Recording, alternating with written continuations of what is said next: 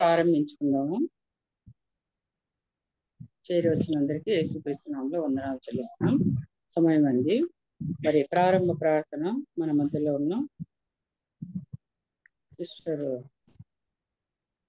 Lydia Grace. Sister Lydia Grace వందనాలు వందనాలమ్మా. చేస్తారా? చేస్తా. చేయండి.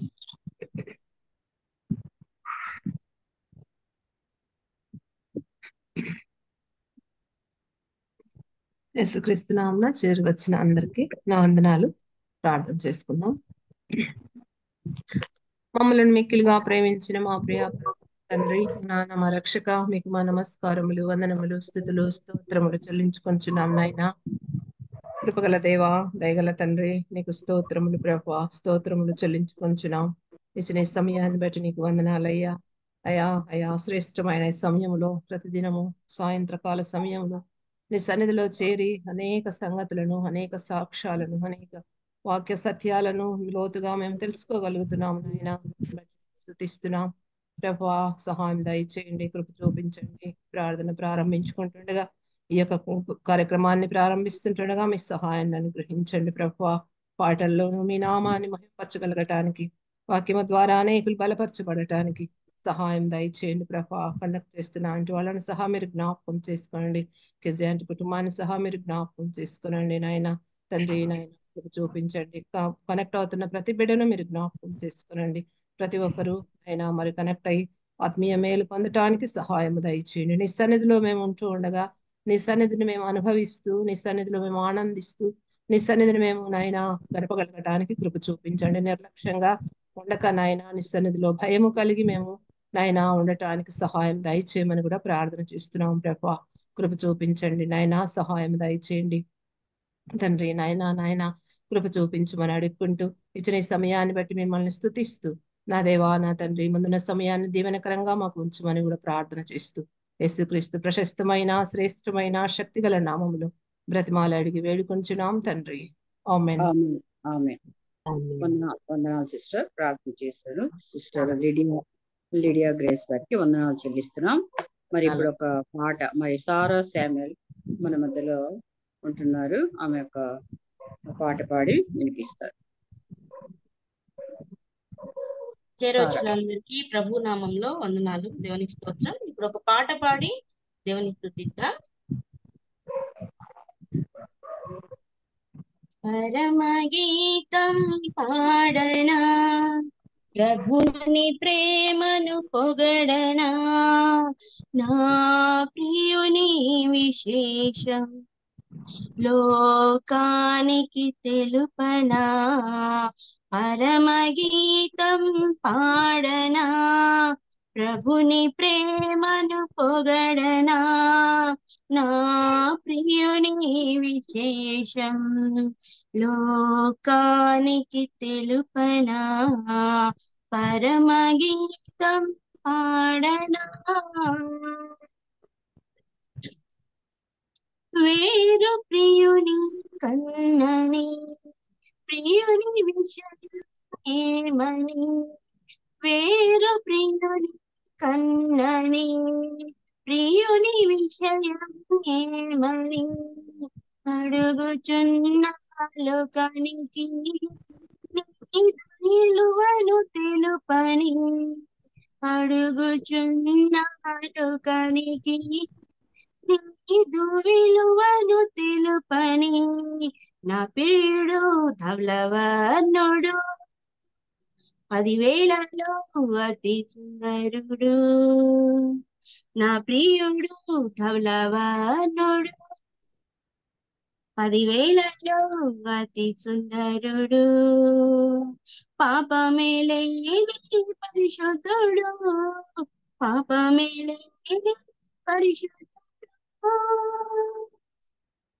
పరమగీతం పాడనా, ప్రభుని ప్రేమను పొగడనా, నా ప్రియుని విశేషం లోకానికి తెలుపనా, పరమగీతం పాడనా.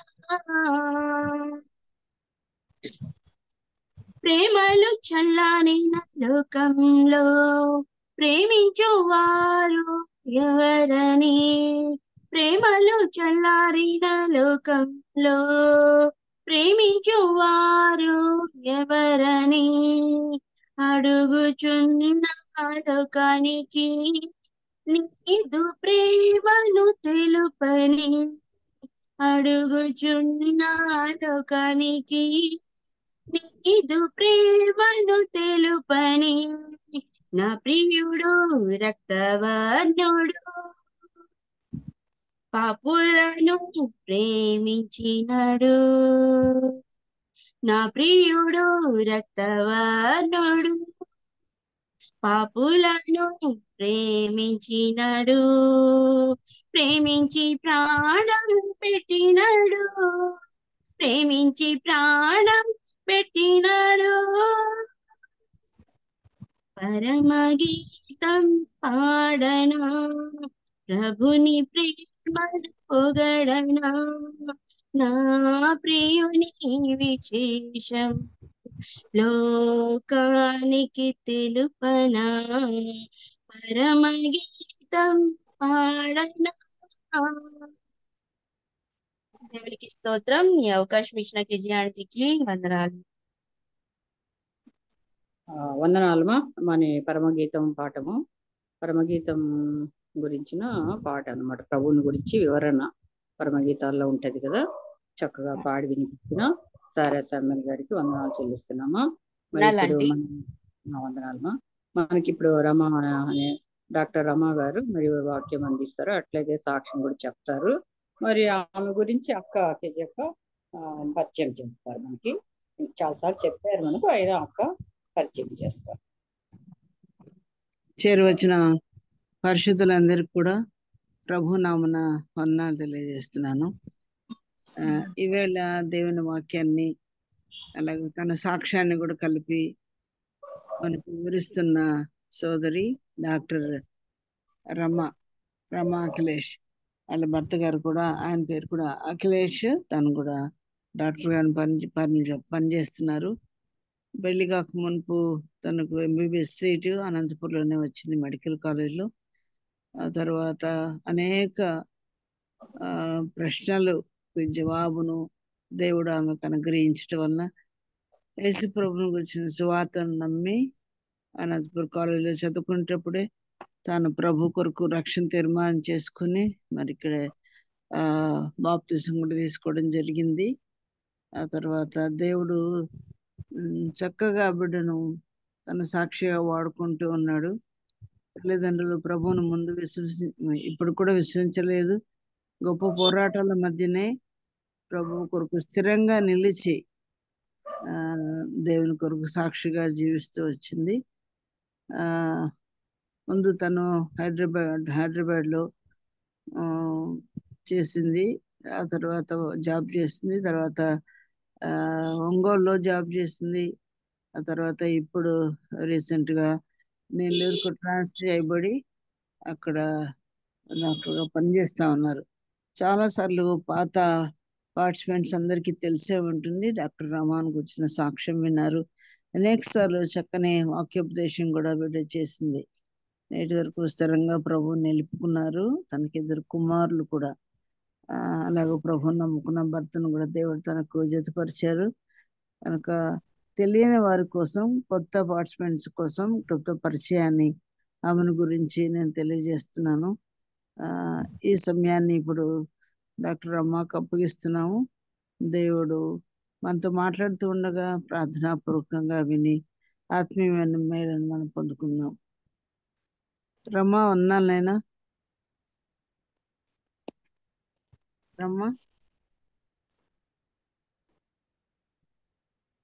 Aunty, praise Lord aunty. Praise Lord నాన్న. ఆంటీ కనిపిస్తుందా ఆంటీ? కనిపిస్తుంది, వినిపిస్తున్నావు కూడా. అంటే ఒక చిన్న ప్రేయర్ చేసుకుని స్టార్ట్ చేద్దామండి. చేయండి. మహాపరిశుద్ధుడైన ప్రియ పరలోకపు తండ్రి, గొప్ప దేవ యేసయ్య, నీ బంగారు పాదాలకు స్తోత్రములు. మరొకసారి నాయన ఈ సాయంకాల సమయంలో తండ్రి నీ గొప్ప నామాన్ని స్తుతించుటకు అయ్యా నీ సన్నిధిలో చేరి నాయన నువ్వు చేసిన మేలులు నాయన జ్ఞాపకం చేసుకోవడానికి నాకు ఇచ్చిన అవకాశం బట్టి వందనాలు చెల్లించుకుంటున్నాను. నాయన అర్హురాలిని కాదు ప్రభా, ఏపాటి దానను ప్రభా ప్రేమించావు నాయన, అత్యధికంగా ప్రేమించినావు కాబట్టి ప్రభా నీ కృపను నీ కనికరాన్ని బట్టి ప్రభా నేను సజీవ లెక్కలు ప్రభా నీ సన్నిధిలో నిలిచి ఉండే కృప నాకు అనుగ్రహించావు ప్రభా, వందనాలు. అయ్యా మాట్లాడుతున్న ఏ మాట ప్రభా అది నా నోట్ల నుంచి రాకూడదు నాయన తండ్రి దేవా. తండ్రి నీ పరిపూర్ణ చిత్తమైంది తండ్రి సింహాసనం దగ్గర వచ్చినట్టుగా సహాయం తెచ్చండి. నీ సిలువ వెనుక మరుగుపరచమని వేడుకుంటున్నా తండ్రి. నీ నోరు బాగా తెరిచినప్పుడు తను నింపేదనని చెప్పిన దేవుడు కదా నాయన. మీరు మాత్రమే ప్రభా నా తండ్రి మీ మాటలు నా నోట్లో పెట్టమని వేడుకుంటున్నాను తండ్రి. ఈ సాక్ష్యం వింటున్న ప్రతి ఒక్కరికి ప్రభా నా క్షేమం కలిగించమని పాదాలు పట్టి వేడుకుంటున్నాను దేవా. నీ ప్రేమ అంతటికి వందనాలు చెల్లించుకుంటూ తండ్రి ఈ సమయం అంతటి నీ చేతికి అప్పచెప్పుకుంటూ ఈ కొద్దిన పాల మధ్యలో నేను యేసుక్రీస్తు నామంలో అర్థించి ప్రార్థించి వేడుకుంటున్నాను తండ్రి. ఆమేన్.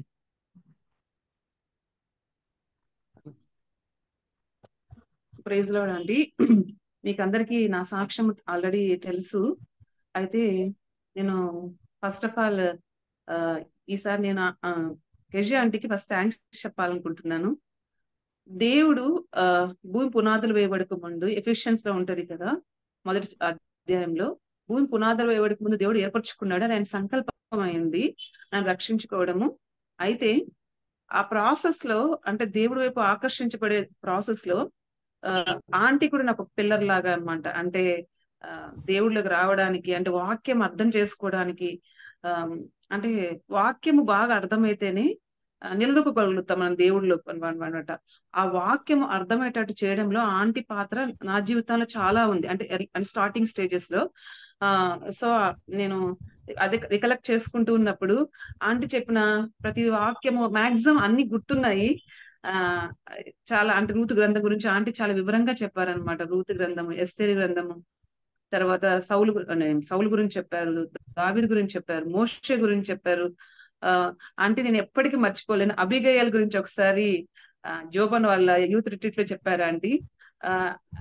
అంటే ఆ వాక్యాలు అంటే దేవుడు వాక్యాన్ని వివరంగా అర్థమయ్యేటట్టు చెప్పడం వల్ల వాక్యం పట్ల ఆసక్తి దేవుడు మాట్లాడేవాడు అనమాట. ఎస్పెషల్ గా ఏంటంటే నేను ఫస్ట్ ఎలా దేవుడికి ఆకర్షించబడ్డాను అంటే దేవుడు మాట్లాడేవాడు అనమాట నాతోటి.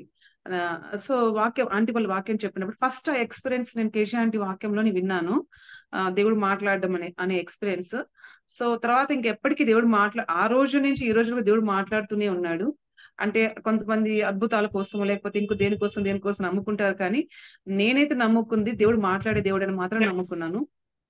సో ఆ దాంట్లో ఆంటీ చాలా అంటే నాకు ఒక బేస్ అనమాట, పునాది లాగా ఆంటీ నాకు హెల్ప్ చేస్తుంది నా స్పిరిచువల్ లైఫ్ లో.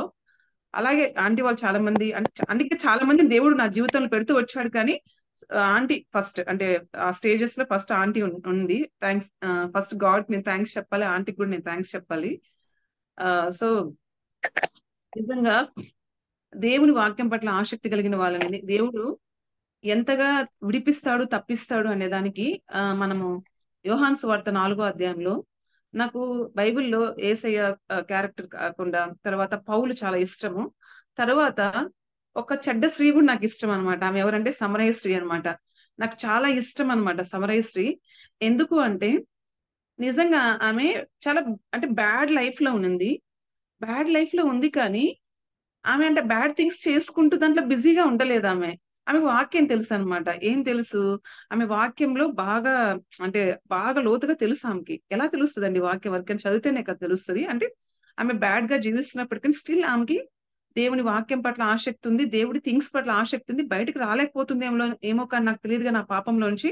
బట్ ఆయన వాక్యాన్ని వెతికింది కాబట్టి ఎవరమైనా కానీ వెతికినప్పుడు దేవుణ్ణి ఆయన ఎవరిని వదిలిపెట్టాడు. అంటే ఆయన ఆ డిజైర్ ని మాత్రమే చూస్తాడు అనేది నాకు బాగా అనిపిస్తుంది అనమాట. సమరయ స్టోరీ చూసినప్పుడు ఆమెకి చూడండి ఒక మెస్సియా వస్తాడని, ఆయన వచ్చినప్పుడు ఆరాధిస్తారని, అంటే ఆమె అంటే చాలా ఫాస్ట్ గా క్యాచ్ చేసింది. అంటే ఎన్నో అద్భుతాలు చేసి దేవుడు ఎన్నోసార్లు మాట్లాడాడు చాలా మందితో, బట్ ఆమె చాలా తక్కువ పీరియడ్ లోనే చాలా ఫాస్ట్ గా క్యాచ్ చేసింది. ఫస్ట్ తన మెస్సియా అని చెప్పుకునేది కూడా డైరెక్ట్ గా ఆమెకే అనమాట దేవుడు. సో ఇదంతా ఎందుకు అంటే దేవుడు భవిష్యత్ జ్ఞాని. అంటే దేవుడికి అన్ని తెలుసు కదా, ఎవరు ఎలాగా ఎవరి హృదయంలో ఏముంది అనేది దేవుడికి తెలుసు కాబట్టి, దేవుడు అన్ని అర్థం చేసుకునే వ్యక్తి కాబట్టి, చాలా సార్లు వాళ్ళ పాప జీవితం కంటే కూడా వాళ్ళ ఆశను చూసినప్పుడు, వాళ్ళు బయటికి రావాలని ప్రయత్నించినప్పుడు, దేవుని వెతికినప్పుడు దేవుడు వాళ్ళకి కనపడుతూ వస్తాడనమాట. సమరేశ్వరియే కాదు, పొట్టి చెక్క విషయంలో కూడా నిజంగా ఆయన చాలా అంటే సుంకర్లోనే అసలు ఈవెన్ టెంపుల్లోకి కూడా రానివ్వరు అని నేను అంటే యూదుల గురించి స్టోరీ నేను చదివాను. సో అట్లా నిజంగా ఆయన అంటే రిజెక్టెడ్ పర్సన్ అన్నమాట. స్టిల్ ఆయన ఆశ అంటే యేసయ్యని నేను ఒక్కసారి చూడాలి అనే ఆశ. ఒక ఆఫీసర్ అయినప్పటికీ ఆయన ఆ రోడ్డు మీద పరిగెత్తినప్పుడు అంటే తన స్టేటస్ వదిలేసి యేసయ్యని చూడాలని అంటే చాలా ప్రయత్నం చేశాడు. ఫస్ట్ ఆయన వెళ్ళి ట్రై చేశాడు, ఆయనకు కనిపించలేదు. ఇంకొంచెం ముందుకు పరిగెత్తి ముందే వెళ్ళి చెట్టు మీదకి ఎక్కి కూర్చోడం. ఇదంతా ఏంటి అంటే ఆయన్ని వెతికిన వాళ్ళకి ఆయన ఖచ్చితంగా కనపరుచుకుంటాడు. ఆయన ఎప్పుడు వదిలిపెట్టాడు అన్నమాట. సో అట్లా నా జీవితంలో కూడా నా జీవితంలో ఏంటంటే నేను ఒక హిందూ కుటుంబంలో జన్మించాను. మాది నెల్లూరు డిస్ట్రిక్ట్. నాకు ఊహ వచ్చినప్పటి నుంచి నాకు చాలా చాలా ఎట్లా అంటే దేవుని వెతికేదాన్ని అనమాట. ఎలా అంటే మనుషుల్లో ఈ డిఫరెన్సెస్ ఎందుకు, దేవుడు నాతో మాట్లాడితే బాగుండు అట్లా ఎక్కడో అంటే బాగా పూజలు చేసేవాళ్ళు. అంటే ఆ ఊర్లో మా ఫ్యామిలీ కొంచెం అంటే ఎల్డర్స్ లాగా ఊర్లో కొంచెం మంచి ఫ్యామిలీ అట్లా అన్నమాట. సో అయినప్పటికీ అంటే ఒక బాగా రెస్పెక్టబుల్ ఫ్యామిలీ అయినప్పటికీ అన్ని ఉన్నప్పటికీ ఏంటి అంటే ఎప్పుడు నేను ఏజ్ పెరుగుతున్న కొద్దీ నేను వెతికేదాన్ని దేవుణ్ణి. ఈవెన్ నేను ఏం చేసేదాన్ని అంటే టెంపుల్కి వెళ్ళినప్పుడు కూడా చాలా పూజలు చేసేదాన్ని. అంటే ఫ్యామిలీ బ్యాక్గ్రౌండ్ బట్టి చాలా పూజలు చేసేదాన్ని. ఎంత పూజలు చేసినప్పటికీ నేను టెంపుల్లో కూర్చొని కూడా ఒకటి అంటే అడిగేదాన్ని, ఈ టెంపుల్లో ఈ దేవుడు నాతో మాట్లాడితే బాగుండు కదా అని. అట్లా నాకు ఎప్పుడు ఆశ ఉండేదన్నమాట. కానీ అది ఎవరికి చెప్పుకోలేము. అంటే ఆత్మలో ఉన్న ఆ దాహం అనేది మనకి ఎవరికి చెప్పుకోలేము. అది ఎలా తీర్చుకోవాలో కూడా అర్థం కాదు. ఆ దేవుడికి మాత్రమే తెలుస్తది అది. సో సో మేమేంటంటే హిందూ బ్యాక్గ్రౌండ్. నాకు 2 అన్నయ్యలు. మా నాన్న బాగా చదువుకున్నారు, జాబ్ చేసేవాళ్ళు. ఒక మంచి బ్యాక్గ్రౌండ్ అన్నమాట. సో యాక్చువల్‌గా నేను కడుపులో ఉన్నప్పుడు మా మదర్‌కి చాలా బ్లీడింగ్ అయిపోయింది. బ్లీడింగ్ అంటే నేను అవసరం లేని చైల్డ్ లాగా అన్నమాట. నాకు అంటే మా అమ్మ ఇంటి పెద్ద కోడలు. 2 కొడుకులు మా అమ్మకి ఆల్రెడీ. అన్నయ్య వాళ్ళిద్దరు ఉన్నారు. సో నేను కడుపులో ఉన్నప్పుడు మా అమ్మకి చాలా బ్లీడింగ్ అయిపోయి డాక్టర్ దగ్గరికి మా నాన్న అప్పట్లో బాగా ఎడ్యుకేటెడ్ కాబట్టి మా అమ్మని హాస్పిటల్‌లో తీసుకొచ్చినప్పుడు గైనకాలజిస్ట్ బేబీ బతకదు, అసలు జర్నీ చేయకూడదు, నువ్వు ఇక్కడే హాస్పిటల్‌లో ఉండాలి అన్నప్పుడు మా మదర్ ఏం చెప్పారంటే, ఈ బిడ్డ నాకు అవసరం లేదు. నిజంగా ఆహ్, ఆహ్, తల్లికి అంటే ఆ ఫ్యామిలీ అంటే అట్లా మాట్లాడింది మా మదరు. బట్ దేవుడికి నేను అవసరమైందన్నమాట. మరలా మా మదర్ ఒక్కరోజు కూడా రెస్ట్ తీసుకోలేదు. అంటే ఈ కండిషన్ చెప్పడానికి చాలా ఈజీ కానీ నాకు కూడా తెలీదు. నేను డాక్టర్ అయిన తర్వాత ఆ కండిషన్ ఏంటి, దేవుడు నా పుట్టుకలో కూడా దేవుని యొక్క ప్రమేయం అంతగా ఉందా అనేది నాకు అర్థమైంది. సో అంతే జర్నీ చేసుకుంటూ ఆల్మోస్ట్ మా మదర్ వల్ల రిటర్న్ అయిపోయారు. ఆహ్, నేను అబార్ట్ అయిపోవాల్సిన బేబీని నార్మల్‌గా ఉండి నెలలు నిండి అంటే 10 మంత్స్ కంప్లీట్ అయిన తర్వాత కూడా నేను అంటే అక్కడ కూడా అన్నమాట. ఇంకా నా దేవుడు ఆ గర్భం మూసాడు బ్లీడ్ అవ్వకుండా, నేను బయటికి రాకుండా. నా డెలివరీ కూడా లేట్ అయింది. దానివల్ల చాలా పెద్ద బేబీ అయిపోయానన్నమాట. బిగ్ బేబీ లాగా అయిపోయాను. సో ఆ డెలివరీలో కూడా అంటే నాకు అంటే ఎవ్వరి సహాయం లేకుండా నాకే బేబీ బయటికి రావడానికి మా మదర్‌కి దేవుడు సహాయం చేశాడు. అంటే నా జీవితంలో నా పుట్టుకలో దేవుని యొక్క హస్తం ఉంది. ఈ విషయాలు నాకు ఎప్పుడు తెలుసాయంటే దేవుడు నాకు ఒక వాగ్దానం చేశాడన్నమాట. జెర్మియా 1:9 అని. అంటే దేవుని అంటే తల్లి గర్భంలో రూపించబడక ముందే నేను నిన్ను ఏర్పరచుకొని ఉన్నాను అని దేవుడు మాట్లాడినప్పుడు, అప్పుడు మా మదర్ నాకు ఇవన్నీ చెప్పిందన్నమాట. నేను ఎంబీబీఎస్‌లో ఉన్నప్పుడు. అంటే సో నా బర్త్‌లో కూడా దేవుని యొక్క ప్రమేయం ఉంది. తర్వాత మా నాన్న జాబ్ చేసేవాళ్ళు. ఉద్యోగరీత్యా అనేక చోట్ల తిరిగాము మేము. ఆ ప్రాసెస్‌లో దేవుడు కొంచెం అంటే దేవుడు నన్ను పట్టుకోవడం స్టార్ట్ చేసింది జస్ట్ నేను ఫస్ట్ అండ్ సెకండ్ క్లాస్‌లో ఉన్నప్పటి నుంచి. ఆ ఏజ్ అప్పటి నుంచి దేవుడు నన్ను ఆయన ఎందుకు ప్రేమించాడో తెలీదు కానీ నన్ను వెంటాడుతూనే ఉన్నాడన్నమాట. అంటే చిన్న పిల్లని స్టిల్ ఆయన నన్ను వెంటాడుతూనే ఉన్నాడు. ఫస్ట్ మా డ్యాడీకి జాబ్ వచ్చింది. మేము ఊర్లో నుంచి పల్లెటూరులో నుంచి నెల్లూరుకొచ్చాము. అక్కడ ఆహ్, నా పక్కే అంటే మా ఇంటి ఓనర్ అంటే మా పక్కనే ఉండేవాళ్ళు. ఆంటీ వాళ్ళు క్రిస్టియన్స్. సో ఆంటీ చాలా ఎలా ఉండేవాళ్ళంటే అది పోలీస్ క్వార్టర్స్ దగ్గరే ఉండే ఏరియా అన్నమాట. అందరూ డిఫరెంట్‌గా ఉండేవాళ్ళు. ఆంటీ ఒక్కటే చాలా డిఫరెంట్‌గా ఉంది. నాకు ఆ ఏజ్ లో అందరు ఆంటీలు డిఫరెంట్ గా ఉన్నారు, ఈ ఆంటీ ఇలా ఉంది ఏంటి అని గ్రహించుకునే శక్తి కూడా మనకి ఏదైనా కలిగి ఉన్నామంటే అది దేవుడి వల్ల వచ్చింది. మనమైతే దేనికి గర్వించాల్సిన అవసరం లేదు. మన జ్ఞానం వచ్చినా, మనకి ఏదైనా దేవుడు ఒక మంచి ఈవి ఇచ్చినా కూడా అది ఏంటంటే దేవుడు మనకు ఆయన కృపను బట్టి మనకి ఇచ్చిన బ్లెస్సింగే తప్ప మనం గర్వించడానికి ఏముండదు. ఆ ఏజ్ లో నాకు హృదయంలో పడిపోయింది అనమాట. ఏమనంటే, ఎందుకంటే మీరు డిఫరెంట్ గా ఉన్నారు, మీ మాటలు డిఫరెంట్ గా ఉన్నాయి, అంటే మీ బిహేవియర్ డిఫరెంట్ గా ఉంది, మీరు అందరిలాగా లేరు అంటే ఆంటీ ఒకటే చెప్పింది, మేము యేసయ్యని నమ్ముకున్నామమ్మా, సో అందుకని మేము ఇలా జీవిస్తాము అని. ఆ మాట నా హృదయంలో అలా అలా ముద్రించుకుపోయింది అనమాట. అయితే మేము ఎక్కువ అలా ఇంట్లో ఉండలేదు. మా డాడీకి ట్రాన్స్ఫర్ అయిపోయింది, వేరే ఊరికి వచ్చేసాము. అక్కడ మా నాన్న వాళ్ళ ఫ్రెండ్ కూతురు సండే స్కూల్ స్టోరీస్ ద్వారా దేవుడి గురించి నాకు చెప్పింది. నన్ను ఒకసారి చర్చికి తీసుకువెళ్ళాలని ట్రై చేసింది. కానీ అయితే అమ్మాయి అన్న అంటే నేను అన్ని స్టోరీస్ అన్ని విన్నాను. తను నాకు వార్న్ కూడా చేసింది. ఏమని అంటే, నువ్వు దేవుడి దగ్గర రావాలనుకున్నప్పుడు శత్రువు కూడా నీ మీద పనిచేస్తాడు, సాతాను కూడా నీ మీద పనిచేస్తాడు, నేను రానికుండా చేస్తాడు అన్న విషయం కూడా నాకు చెప్పింది. సో అంటే చిన్నపిల్లలం కదా, 3rd క్లాస్ అంతే నేను ఆ టైంలో. సో అప్పుడు నేను చర్చ్ వరకు వెళ్ళాను. కానీ ఆ పాప దారిలో ఏం చెప్పిందంటే, నాకు మా దేవుడు నిజమైన దేవుడు అదంతా చెప్పింది. నాకు అది ఎందుకో నచ్చలేదు. సో చర్చ్ వరకు వెళ్ళాను, కానీ చర్చిలో అడుగు పెట్టలేదు, బ్యాక్ వచ్చేసాను అనమాట. ఎందుకంటే మీ దేవుడు నిజమైన దేవుడు అని చెప్తావు నువ్వు నాతోటి అని చెప్పేసి మళ్ళీ బ్యాక్ వచ్చేసాను. ఆ ఊర్లో నా జర్నీ దేవుడితో అంతవరకే. తర్వాత మళ్ళీ నాన్నకు ట్రాన్స్ఫర్ అయిపోయింది, ఇంకొక ఊరికి వెళ్ళిపోయాము. అక్కడ స్కూల్లో ఒక తెలుగు టీచర్ ఉండేవాళ్ళు, ఆమె క్రిస్టియన్. అంటే ఆ స్కూల్లో బాగా చదివేవాళ్ళు, నేను బాగా చదివేదాన్ని. సో అందుకు ఆమె నన్ను చాలా ప్రేమించేది అనమాట. ప్రేమించేది నన్ను ఆ ప్రేమతో. అంటే దేవుడు ప్రతి ఒక్కరిని వాడుకున్నాడు, అంటే ఆయన ప్రేమ నా పట్ల కనపరచడానికి. ఆమె నన్ను చాలా ప్రేమించేది. ఆమె ప్రేమను బట్టి నన్ను ఒకరోజు చర్చికి పిలిచింది అనమాట. చర్చికి వెళ్ళినప్పుడు ఆ చర్చ్ లో ఏంటంటే చిన్న చర్చ్, ఆరాధిస్తున్నారు. ఒక్కొక్క లేడీస్ ఒక్కొక్క జెంట్స్ కూర్చొని ఉన్నారు. నేను వాక్యం ఏమి వినలేదు, కానీ ఆ ఆంటీ ఆరాధిస్తుంది అనమాట. ఏమనంటే, ఆరాధన అంటే జస్ట్ 2 minutes ఇస్తారు కదండి. అంటే నేను అది తర్వాత నేను దేవుని నమ్ముకున్న తర్వాత నేను బక్సింగ్ ఫెలోషిప్ లో చూసాను అట్లా అలాంటి ప్యాటర్న్, ఆ ప్యాటర్న్ అనమాట. సో ఆమె ఆరాధించినంత 2 minutes నా హృదయంలో ఏదో అయిపోయింది అనమాట. అంటే నా హృదయం కదిలించబడింది. అంటే కొన్ని మాటలే, చిన్న మాటలే, బట్ నా లోపల ఏదో జరిగింది అనమాట. తర్వాత నాకేమైందంటే, ఆ చర్చ్ లో మొత్తం నేను వాక్యం వినలేదు, ఏమీ చేయలేదు. నాకు జస్ట్ ఆరాధన ఒకటి విన్నాను. తర్వాత నాకు ఒక న్యూ టెస్ట్మెంట్ బైబిల్ ఇచ్చారు మేడము, అక్కడి నుంచి తీసుకొని వచ్చేసాను. అయితే ఆ బైబిల్ నేనేం చేశానంటే, ఇంట్లో మన బీరువా లాకర్ లో చాలా జాగ్రత్తగా బైబిల్ దాచుకున్నాను, కానీ ఎప్పుడు చదవలేదు. దాచుకున్నాను.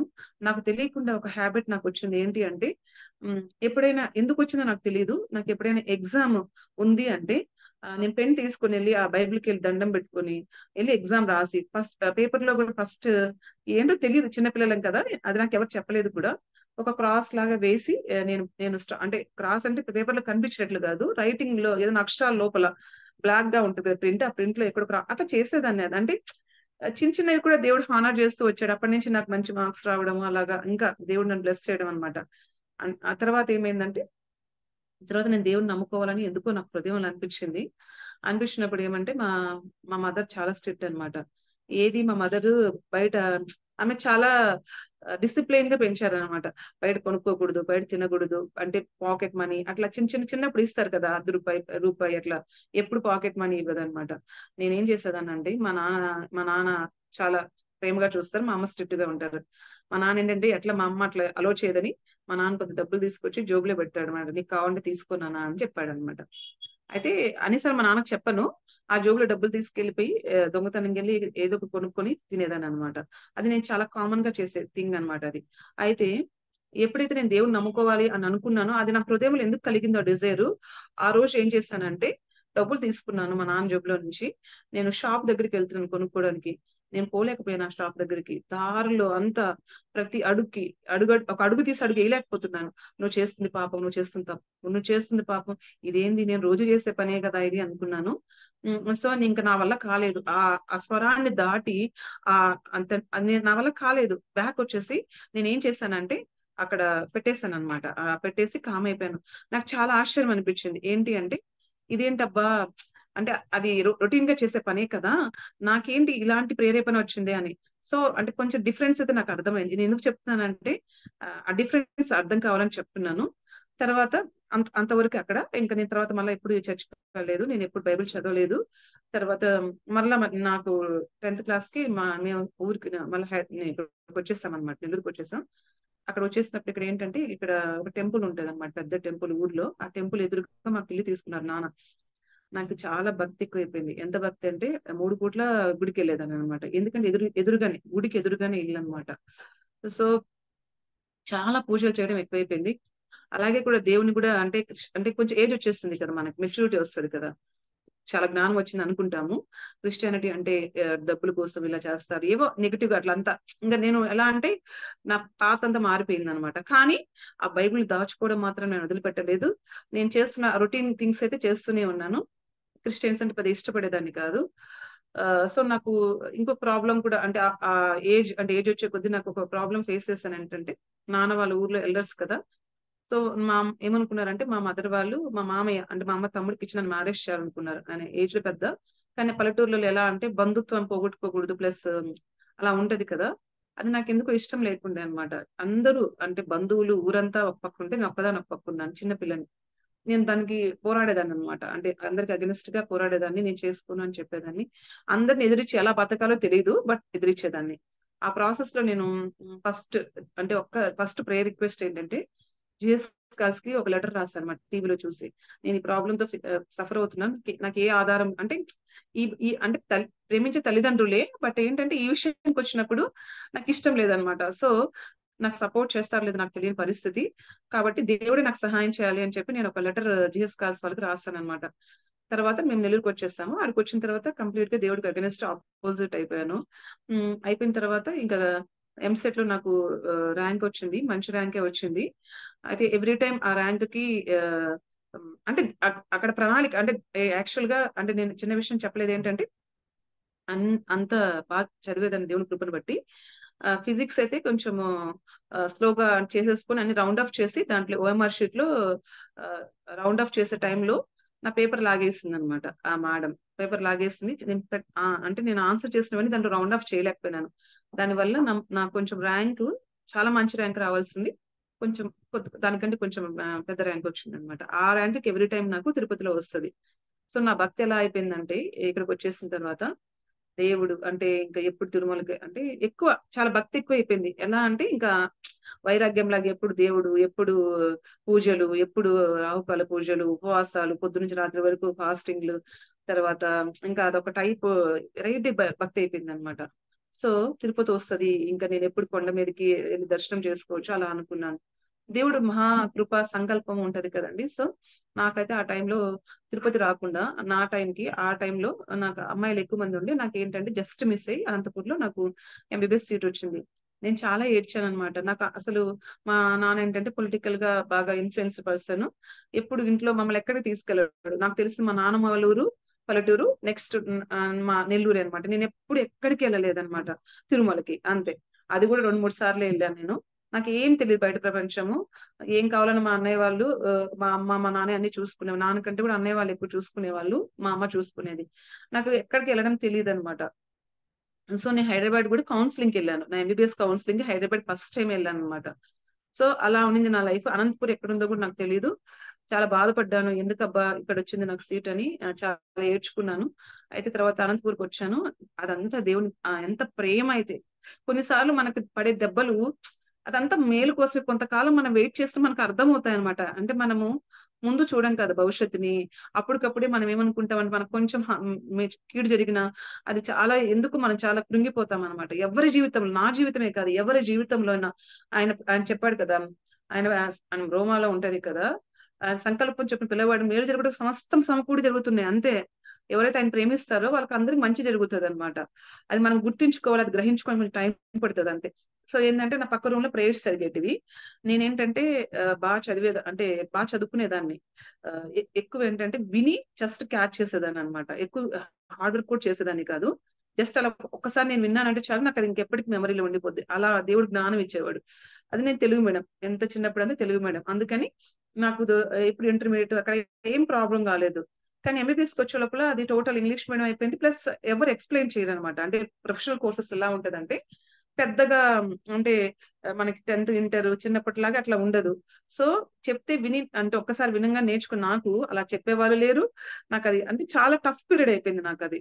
చాలా సఫర్ అయ్యేదాన్ని. దానికోసం నేను ఏం చేసేదాన్ని అంటే బాగా చదువుకునేదాన్ని. ఎక్కువ టైం వేస్ట్ చేసుకోకుండా అందరిలాగా కాకుండా నేను డిఫరెంట్ గా అంటే నేను హార్డ్ వర్క్ చేసుకునేదాన్ని అనమాట. నా పక్క రూమ్ లో ప్రేయర్స్ జరిగేటివి.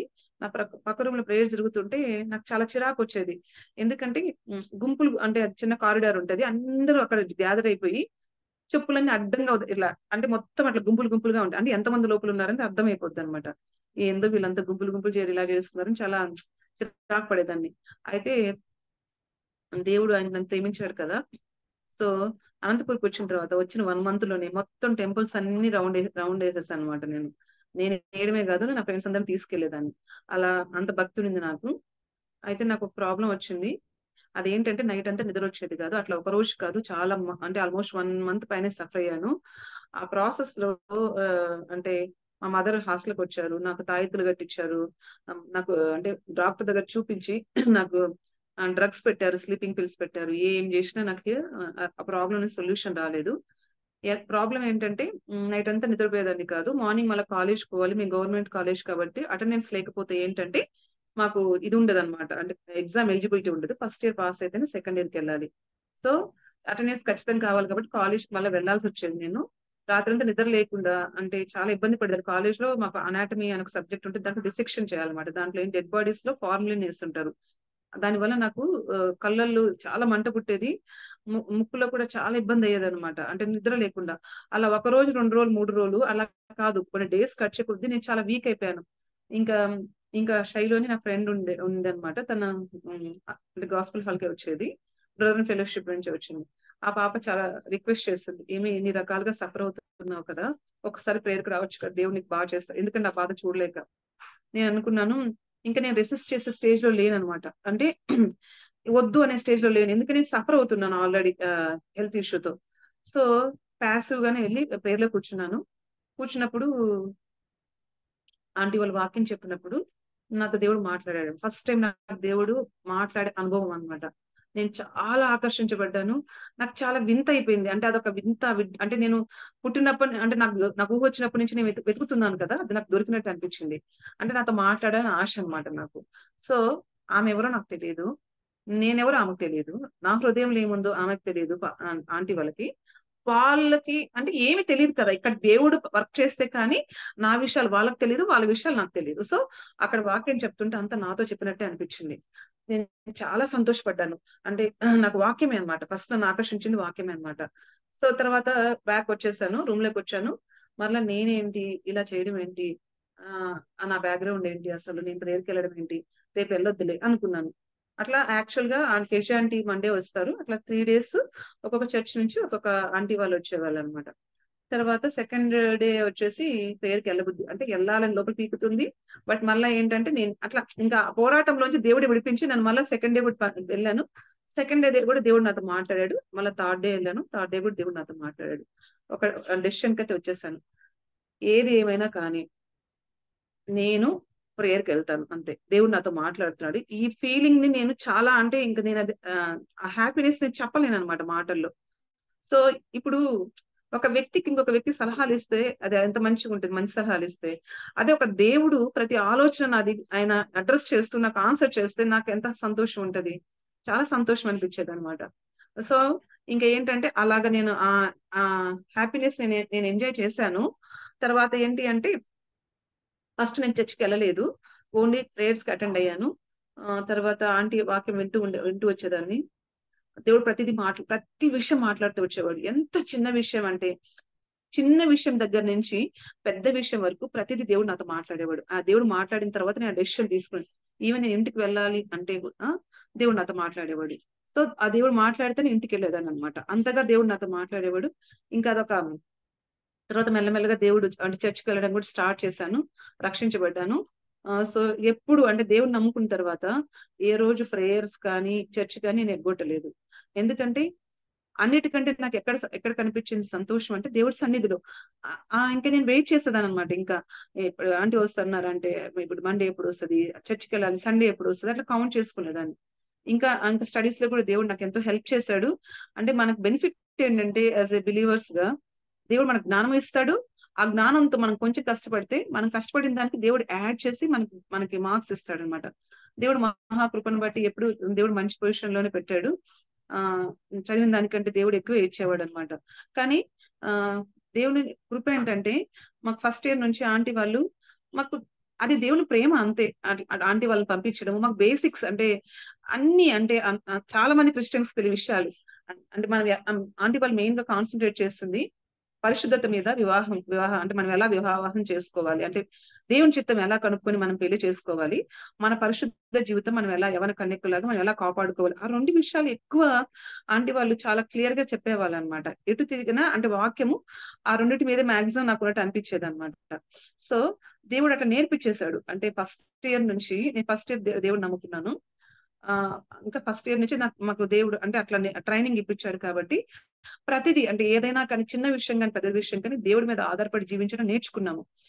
తర్వాత ఇంకొక విషయం ఏంటంటే నేను దేవుని నమ్ముకున్న తర్వాత నా డిజైర్ ఏంటంటే అందరికి ఏమేమి డిజైర్లు ఉంటాయో నాకు తెలియదు, కానీ నేను దేవుని నమ్ముకున్న నాకు వచ్చిన ఫస్ట్ డిజైర్ ఏంటంటే నేను రక్షించబడ్డాను.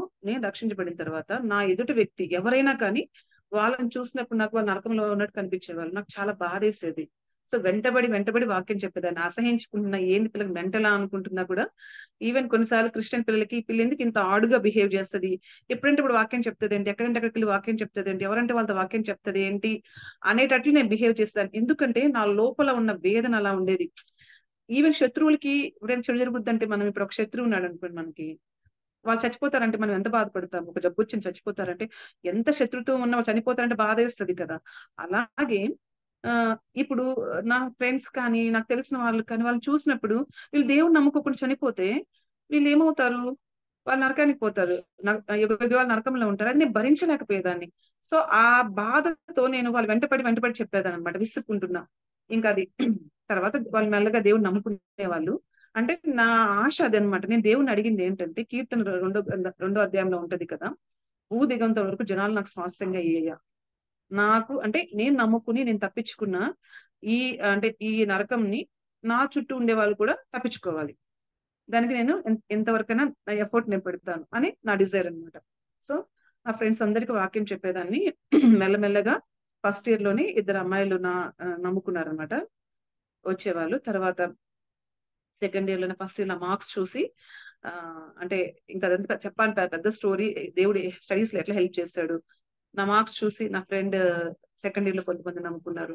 తర్వాత కొంతమంది కోసం ప్రే చేసినప్పుడు కొంతమంది నమ్ముకున్నారు. అలా చాలా మంది అమ్మాయిలు దేవుడు నమ్ముకున్నారు అనమాట. సో పెద్ద గ్రూప్ తయారైపోయినాం మేమందరము దేవుడి కృపను బట్టి. తర్వాత ఏమైందంటే హాస్టల్లో ఏమైందంటే ఇలా అందరూ నమ్ముకుంటున్నారని చెప్పి నా మీద తర్వాత ఈ ప్రేయర్స్ ఫస్ట్ స్టార్ట్ చేసింది విక్టోరియా మేడం అని, తర్వాత శైలజ అని వాళ్ళనమాట. మేడం మీద ప్లస్ నా మీద మా ఇద్దరి మీద కంప్లైంట్స్ వెళ్ళాయి అనమాట. ఏంటి అంటే వీళ్ళ వల్ల ఇట్లా అందరు హిందూస్ నమ్ముకుంటున్నారు అని కంప్లైంట్ వెళ్ళినప్పుడు దేవుడు ముందే మాట్లాడాడు మాతోటి. ఏంటంటే ఇక నుంచి ఆ రోజు వాక్యం ఏంటంటే యెహోషువ గ్రంథం చదువుతున్నాము, ఇక నుంచి మీకు మన్నా కుర్వదు, మీరే అంటే ఆ దేశం యొక్క ఫలాలని మీరు అనుభవిస్తారు అన్నట్టు. అంటే అర్థమైపోయింది మాకు ముందే ఏంటో జరగబోతుంది అని. సో తీరా చూస్తే ప్రేయర్స్ ఆగిపోయినా ఏంటి అంటే మేము గ్రూప్స్ గా డివైడ్ అయ్యి టెరెస్ మీదకి వెళ్ళడానికి మెట్లు ఉంటాయి అన్నమాట. ఆ మెట్ల మీద కూర్చొని నైట్ కొంతమందిగా కొన్ని గ్రూపులుగా డివైడ్ అయిపోయి ప్రేయర్ చేసుకునే వాళ్ళము. అప్పుడు ఆంటీ వాళ్ళని కూడా అలో చేయలేదు హాస్టల్లోకి. అప్పుడు ఆంటీ వాళ్ళే అంటే గాస్పుల్ హాల్లో ఏం చేసిందంటే ఆంటీ మాకు ఆటోలు పంపించి అక్కడ గ్యాదర్ అయ్యే వాళ్ళము. అది నిజంగా దేవుడు MBBS అనేది నా జీవితంలో స్పిరిచువల్ గోల్డెన్ పీరియడ్ అనమాట. ఎందుకంటే మాకుండేది అంటే అది స్టూడెంట్స్ గా మాకుండేది ఒకటే పని, చదువుకోవడం. దేవుడి కృపను బట్టి ఫస్ట్ ఇయర్ లో దేవుడు నమ్ముకున్నాం కాబట్టి బయట ప్రపంచం తెలియదు, లోకం తెలియదు. చిన్నప్పటి నుంచి ఇంట్లో ఉన్నాను. సో బయట హాస్టల్స్ గురించి నాకేం తెలియదు. ఇక్కడ రాగానే దేవుడు నమ్ముకున్నా. అంటే బయట ప్రపంచము, లోక ఆశలు అనేటివి నాకు తెలియదు. నాకు తెలిసింది ఒకటే, చదువుకోవడం, చర్చికి వెళ్ళడం, ప్రేయర్స్కి వెళ్ళడం, చర్చ్, ఈ 3 అనమాట. నాకు ఎప్పుడు ఫ్రెండ్స్ ఎవరైనా ఎక్కడ పిలిస్తే బయట హోటల్స్కి వెళ్ళడం కానీ, షాపింగ్కి వెళ్ళడం కానీ ఎక్కడికి వెళ్ళేదని కాదు. ఒకవేళ వెళ్లాల్సి వస్తే వాళ్ళు హాస్పిటల్ బాగలేదు అంటే హాస్పిటల్కి తోడెళ్ళేదాన్ని. నైట్ ఎవరైనా ఊరికి వెళ్ళేటప్పుడు వాళ్ళు ఒక్కలే పోతుంటే వాళ్ళకి తోడెళ్ళి వాళ్ళకి అక్కడ దిగబెట్టి వచ్చేవాళ్ళు అనమాట బస్ స్టాండ్. అంతే తప్ప అంతకు మించి వెళ్ళాల్సి వస్తే ఇన్ని ట్రాక్స్ పట్టుకుని వెళ్ళేదాన్ని. అంటే నాతో పాటు వచ్చిన వాళ్ళు అంటే ఇంకా అసహించుకోవాలి, ఇప్పుడు ఎందుకు తెచ్చుకున్నాం రా బాబు అని. సో నేనేం చేస్తాను, ఆ ట్రాక్స్ తీసుకెళ్లి దారంతా కనిపించిన వాళ్ళందరికీ ఇచ్చేదాన్ని అనమాట. తర్వాత ఆటో వాళ్ళకి ఇచ్చేదాన్ని. ఇంకా దేవుడి సహాయం ఎలా చేసేవాడంటే, అంటే సండే రోజు ఏం చేసేవాడిని, ఫ్రూట్స్ కొనుక్కునే వాళ్ళం అనమాట. నేను కొనుక్కునేదాన్ని మొత్తం నాకు మా పేరెంట్స్ పంపించిన మనీతో ఆ ఫ్రూట్స్ కొనుక్కొని చాలా ట్రాక్స్ తెచ్చుకునేదాన్ని చర్చ్ నుంచి. అవి తీసుకెళ్లి విక్టోరియా మేడం హెల్ప్ తీసుకునేదాన్ని. నేను విక్టోరియా మేడం ఇద్దరం కలిసి వార్డ్స్ అంతటికి వెళ్ళి ఆ ఫ్రూట్స్ ఇవ్వడము, ఆ ట్రాక్స్ ఇవ్వడం అనమాట. దేవుడు ఎంత ప్రేమగల దేవుడు అంటే మనం చేసింది ఏది మర్చిపోడు అనమాట. ఏది మర్చిపోడు. గిన్నెడు చన్నీళ్ళు కూడా దేవుడు మర్చిపోడు అనమాట. అంతా ఆయన జ్ఞాపకం పెట్టుకుని ఉన్నాడు. సో నా లైఫ్ ఎగ్జామ్స్ అంటే కూడా, రేపు ఎగ్జామ్ అంటే కూడా ఈ రోజు కూడా ఏం భయంలా. సో ముందంతా చదువుకునే వాళ్ళం, అందరిలాగా రోడ్ల మీద తిరిగే వాళ్ళం కాదు. సో ఫస్ట్ నుంచి కూడా బాగా చదువుకునే వాళ్ళము. ఎగ్జామ్స్ అంటే భయపడేది లేదు, ఎగ్జామ్ ముందు రోజు హడావుడి పడేది లేదు, నైట్ అవుట్లు లేదు. కూల్ గా పడుకొని నిద్రపోయేది, పాటలు పడుకుంటే ఎగ్జామ్స్ రాసొచ్చేది. దేవుడు అట్లా హెల్ప్ చేస్తా వచ్చాడు స్టడీస్ విషయంలో. ఇంకా దేవుడు నాకు ఏం చెప్పాడంటే, నేను సెకండ్ ఇయర్ లో ఉన్నప్పుడు దేవుడు ఏం చెప్పాడు, ఆదివారము నా దినము, నువ్వు నాకు ఇచ్చేయాలి ఆ డే అంతా అని చెప్పాడు అనమాట. అలా చెప్పినప్పుడు నాకు ఫస్ట్ కొంచెం భయం వేస్తుంది. ఎందుకంటే మామూలుగా అయితే ఎప్పుడు సండే అంతా చర్చ్ లోనే ఉండేవాళ్ళం, మార్నింగ్ టు నైట్ వరకు. కానీ ఎగ్జామ్స్ అప్పుడు మాత్రం మనకు ఆ భయం ఉంటుంది కదా, రేపు ఎగ్జామ్ అంటే మాకు చాలా సిలబస్ ఉంటది కదా. సో ఆ సిలబస్ అంతా ముందు ఒకసారి రివిజన్ చేసుకోకపోతే రాయలేమన్నమాట. నేను దేవుడికి ఏం చెప్పానంటే, దేవుడు నాతో చాలా సార్లు మాట్లాడాడు. అంటే దేవుడు భలే పర్టికులర్ గా ఉంటాడు. కొన్ని చిన్న చిన్నవి మనం అనుకుంటాం చిన్న చిన్న విషయాలని, నిజంగా అవి చిన్న చిన్న విషయాలే కానీ కొంతకాలం గడిచిన తర్వాత అవి మనకి ఎంత ఆత్మీయ మేలుని తీసుకొస్తాయో నేను చెప్పలేను అనమాట. సో దేవుడు నాతో మాట్లాడుతూ వచ్చినప్పుడు దేవుడు నేనేం చెప్పానంటే, దేవా నాకు భయం, first exam especially first exam Monday రోజు ఉంటుంది. నేను సండే అంతా చదువుకోకుండా వెళ్ళి మండే రోజు ఎగ్జామ్ రాయడం అనేది నాకు కొంచెం కష్టమైన పని. దేవుడు ఇంకా అట్లా చెప్తా ఉండేదండి దేవుడికి. మళ్ళీ మాట్లాడుతూ వచ్చాడు. లాస్ట్ దేవుడితో ఒక డీల్ తీసుకున్నాను అనమాట. నేను ఒక్కదాన్ని అప్పటికి ఏం చేస్తున్నానంటే, విక్టోరియా మేడం అలా సమర్పించుకొని ఉన్నారు, మా సీనియర్, ఆమె నాకు సీనియర్. ఇప్పుడు నాకేంటి, నా క్లాస్మేట్స్ ఎవరైనా అలా సమర్పించుకుంటే అప్పుడు నేను కూడా సమర్పించుకుంటాను, ఎందుకంటే నాకు భయం వేస్తుంది అని. అంటే మన ప్రతి బలహీనత దేవుడు తెలుసు కదా. దేవుడు ఏం చేశాడు, నేను ఎవరైనా నాకు సమర్పించుకుంటే చాలు దేవా, అప్పుడు నేను సండే మొత్తం నీకే ఇచ్చేస్తాను. ఎగ్జామ్స్ అయినప్పుడు కూడా, అంటే మామూలు రొటీన్ గా ఇస్తాము, ఎగ్జామ్స్ అప్పుడు కూడా నేను అలాగే జీవిస్తాను నీకోసం అనుకున్నాను అనమాట. ఏమైందంటే, నేను ఇలా అనుకుంది వాళ్ళకి తెలీదు. చెప్పాను కదా, క్లాస్మేట్ శైలజ అనే అమ్మాయి, ఆశ అనే అమ్మాయి, ఇద్దరు సండే దేవుడికి సమర్పించుకున్నారు. సో నాకు చాలా ఆశ్చర్యమైంది. నేను ఒక్కరిని అడిగి దేవుడు ఇద్దరిని, ఓహో దేవా అది నీ చిత్తం అయితే అని. ఇంకా సెకండ్ ఇయర్ లో ఉన్నప్పుడు నేను కంప్లీట్ గా సండేస్ నా పని ఏమి చేసుకునేదాన్ని కాదు. తినడం అంతే, చర్చ్కి వెళ్ళడం, తర్వాత చర్చ్ అయిపోయిన తర్వాత కూడా రూమ్ కి వచ్చినప్పుడు ఆ రోజు అన్ని సండే కదా పనులన్నీ చేసుకోవడం, అలాంటి ఏం చేసేది లేదనమాట. దేవుడు అంటే పరిశుద్ధం అంటే అది కాదు, దేవుడు టైం ఇచ్చేవాళ్ళం అంతే. పరిశుద్ధం అంటే యూదుల్లాగానేమో ఆచారాలు పాటించాలని కాదు, కానీ ఎక్కువ టైం దేవుడితో స్పెండ్ చేసేవాళ్ళం. అది ఫ్యూచర్ లో నాకు చాలా యూజ్ అయింది అనమాట. సో అట్లా దేవుడు అట్లా మాట్లాడాడనమాట. అంటే ప్రతి విషయం దేవుడు నాతో మాట్లాడుతూ వచ్చాడు. దేవుడు మహాకృపను బట్టి నన్ను ఒక పేర్ బ్యాచ్ లీడర్ అట్లా అనేవాళ్ళు. రిజల్ట్స్ వచ్చినప్పుడు ఫస్ట్ నా వెతికే వాళ్ళు అనమాట చాలా మంది. ఎందుకంటే నన్ను పీ బ్యాచ్ లీడర్ అని పెట్టేవాళ్ళు. సో నా రిజల్ట్స్ ఎట్లా వస్తాయో అని. దేవుడు మహాకృపను బట్టి ఎప్పుడు దేవుడు అన్ని మంచి మార్క్స్ తో నన్ను నిలబెట్టాడు. ప్రార్థన చేసుకునేదాన్ని, మంచిగా దేవుడు హెల్ప్ చేసేవాడు. చదువుల్లో కూడా ఎప్పుడు తక్కువ చేయలేదు. ఆయన ప్రేమించే వాళ్ళకి ఎప్పుడు ఆయన తక్కువ చేయడు కదా. మేము సండే మొత్తం ఇచ్చినా కూడా దేవుడు ఇంకొక విషయం ఏంటంటే, నేను సండే దేవుడికి ఇచ్చిన తర్వాత నేను ఆ సెకండ్ ఇయర్ లో ఏమైందంటే, మాకు ఫస్ట్ ఎగ్జామ్ స్టార్ట్ అవుతుంది కదా. ఆ ఎగ్జామ్ ఎప్పుడు స్టార్ట్ అవుతుంది అంటే ట్యూస్డే స్టార్ట్ అవుతుంది. ఎక్కడైనా ఎగ్జామ్స్ మండే అన్నా స్టార్ట్ అవుతాయి, ఎవరు ఫస్ట్ ఎగ్జామ్ ట్యూస్డే స్టార్ట్ అవ్వదు కదా. మా బ్యాచ్ కి మాత్రం నేను ఎంబీబీఎస్ అయిపోయేంత వరకు ప్రతి ఎగ్జామ్ ట్యూస్డే స్టార్ట్ అవుతుంది. అందరు షాక్ అయ్యేవాళ్ళు, ఇదేంటి మనకి ఫస్ట్ ఎగ్జామ్ ట్యూస్డే స్టార్ట్ అవుద్ది ఏంటి. అది చాలా మందికి అది హిందూస్ కదా ఒక సెంటిమెంట్ కదా. దేవుడు నా కోసం అనమాట. దేవుడు నా కోసము, దేవుడు చాలా చిన్న చిన్న విషయాలు కూడా ఎలా అంటే చాలా పర్టికులర్ గా ఉంటాడు, మనల్ని చాలా ప్రేమిస్తాడు. ఆయన మన ప్రతి డిజైర్ ని తీరుస్తాడు అనమాట. ఫస్ట్ ఎగ్జామ్ అంటే మనకు పెద్ద భయం వేస్తుంటుంది. మళ్ళీ మాకు చాలా ఎగ్జామ్స్ ఉంటాయి కాబట్టి మళ్ళీ మధ్యలో కూడా సండే వస్తుంది. కానీ ఫస్ట్ ఎగ్జామ్ మనం భయపడినంతగా తర్వాత అలవాటు అయిపోద్ది కదా నెక్స్ట్ ఎగ్జామ్స్ కి. సో ఫస్ట్ ఎగ్జామ్ ఎప్పుడు మాకు ట్యూస్డే రోజే స్టార్ట్ అవుద్ది. అది ఎవరికి తెలియదు, దేవుడు నా కోసమే చేశాడు అనమాట. సో అలా దేవుడు సహాయం చేశాడు. తర్వాత దేవుడు మహాకృపను బట్టి ఎంబీబీఎస్ కంప్లీట్ చేసుకున్నాము. ఆంటీ వాళ్ళంతా గైడెన్స్ లో దేవుళ్ళు ఎదిగాము. ఎప్పుడు దేవుడు అట్లా బతికాము. తర్వాత నాకు నేను హౌసీలో ఉన్నప్పుడు నాకు ఫస్ట్ డెంగ్యూ వచ్చింది, చాలా సీరియస్ అయింది. నేను నేను చెన్నై అపోలోలో 3 వీక్స్ అడ్మిట్ అవ్వాల్సి వచ్చింది. చాలా సీరియస్ అయింది నాకు అప్పుడు. కానీ నేనేం భయపడలేదు, ఎందుకంటే నేను దేవుడిని నమ్ముకుని ఉన్నాను కదా, ఈ నిమిషం వెళ్ళిపోయినా నేను దేవుడి దగ్గరికి వెళ్ళిపోతానని. కానీ నాకు ఏం చేశారంటే ఎన్ని ట్రాన్స్ఫ్యూజన్స్ ఇచ్చినా ప్లేట్లెట్స్ మళ్ళీ ఫాలో అయిపోతున్నాయి. అక్కడ డాక్టర్స్కి ఏం అర్థం కాక బోన్ మ్యారో అది ఒకటి తీసి చేద్దాం, టెస్ట్ చేద్దాం అనుకున్నారు. ఆ టెస్ట్ మాత్రం చాలా పెయిన్ఫుల్గా ఉంటుంది. అప్పుడు దేవుడికి మొరపెట్టాను, దేవా నాకు మాత్రం ఆ టెస్ట్ చేయకూడదు, చనిపోతా అన్నప్పుడు నేను బాధపడలేదు, కానీ అంత సీరియస్ గా ఉంది అమ్మాయికి అన్నప్పుడు ఆ బోన్ టెస్ట్ చేస్తానప్పుడు మాత్రం నాకు వద్దు దేవా, దయచేసి నాకు సహాయం చేయి అని ప్రార్థన చేసినప్పుడు ఆ రోజు నుంచి నాకు ఆ ప్లేట్లెట్ కౌంట్ పెరగడము, తర్వాత రికవర్ అవ్వడం దేవుడు హెల్ప్ చేస్తాడనమాట. ఆ సిచ్యువేషన్ నుంచి దేవుడు నన్ను తప్పించాడు అనమాట. తర్వాత ఇంకా MBBS అయిపోయింది. నాకు ఇమీడియట్ గా ఏంటంటే జాబ్ వచ్చింది. దేవుడికి చాలా నమ్మకంగా బతికే వాళ్ళము, అంటే అందరిలాగా మేము జీవించే వాళ్ళం కాదు, టోటల్ గా డిఫరెంట్ లైఫ్. అలా ఉండడం బట్టి దేవుడు నాకు ఎలా హెల్ప్ చేశాడంటే, అందరూ మనుషులమే, అందరికీ హార్మోన్స్ ఉన్నాయి, అందరిలాగే నేను కూడా, కానీ అందరిలాగే ఫీలింగ్స్ ఎమోషన్స్ ఉంటాయి. బట్ ఏంటంటే దేవుడు అనే వ్యక్తి మన జీవితంలో ఉన్నాడు కాబట్టి వాటిని కంట్రోల్ చేసుకునే కెపాసిటీ ఇచ్చి అందరిలాంటి జీవితం కాకుండా ఒక డిఫరెంట్ జీవితం జీవించడానికి సహాయం చేసేవాడు అనమాట. సో నా ఫ్రెండ్ ఒక అమ్మాయి ఉండేదన్నమాట. ఒక రోజు నన్ను అడిగింది, ఏమి మేమందరం నీలాగే కదా, నువ్వు అందరిలాగా ఎందుకు కాదు అంటే, అప్పుడు నేను చెప్పినాను అంటే నా జీవితంలో దేవుడికి సాక్షిగా జీవించడానికి, నా జీవితాన్ని బట్టి వేరే వారికి అంటే వాళ్ళకి గాస్పెల్ చెప్పడానికి నా జీవితం నాకు ఉపయోగపడేది అనమాట, నేను జీవించే విధానం అనేది.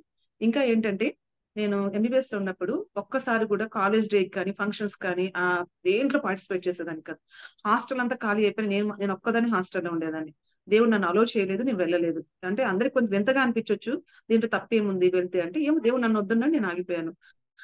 సో నేను ఫస్ట్ నా ఆడిటోరియం ఎప్పుడు చూశాను అంటే, మా కాలేజ్ ఉన్న ఆడిటోరియం నా కాన్వకేషన్ రోజు, అంటే నా మొత్తం MBBS అయిపోయి నేను కాలేజ్ నుంచి వెళ్ళిపోయేటప్పుడు మాకు సెరమనీ జరుగుతుంది అనమాట. సో ఆ రోజు నేను నా ఆడిటోరియం చూశాను. దేవుడు అలా నాకు సహాయం చేశాడు. అంటే నా యవన జీవితంలో నా పరిశుద్ధతను కాపాడుకోవడానికి దేవుడు వాక్యం ద్వారా, వీళ్ళందరూ ఇచ్చిన పునాది ద్వారా కాపాడుకోవడానికి సహాయం చేశాడు.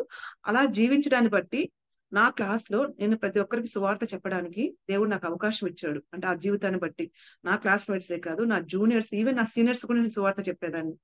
తర్వాత ఎగ్జామ్స్ అప్పుడు కూడా అందరూ లాస్ట్ నిమిషం టెన్షన్ పడిపోతారు అనమాట, ఎందుకంటే చాలా సిలబస్ ఉంటుంది. నా కాడికి వచ్చేవాళ్ళు లాస్ట్ నిమిషంలో, ఏమేమి నాకు అది ఎక్స్ప్లెయిన్ చేయండి.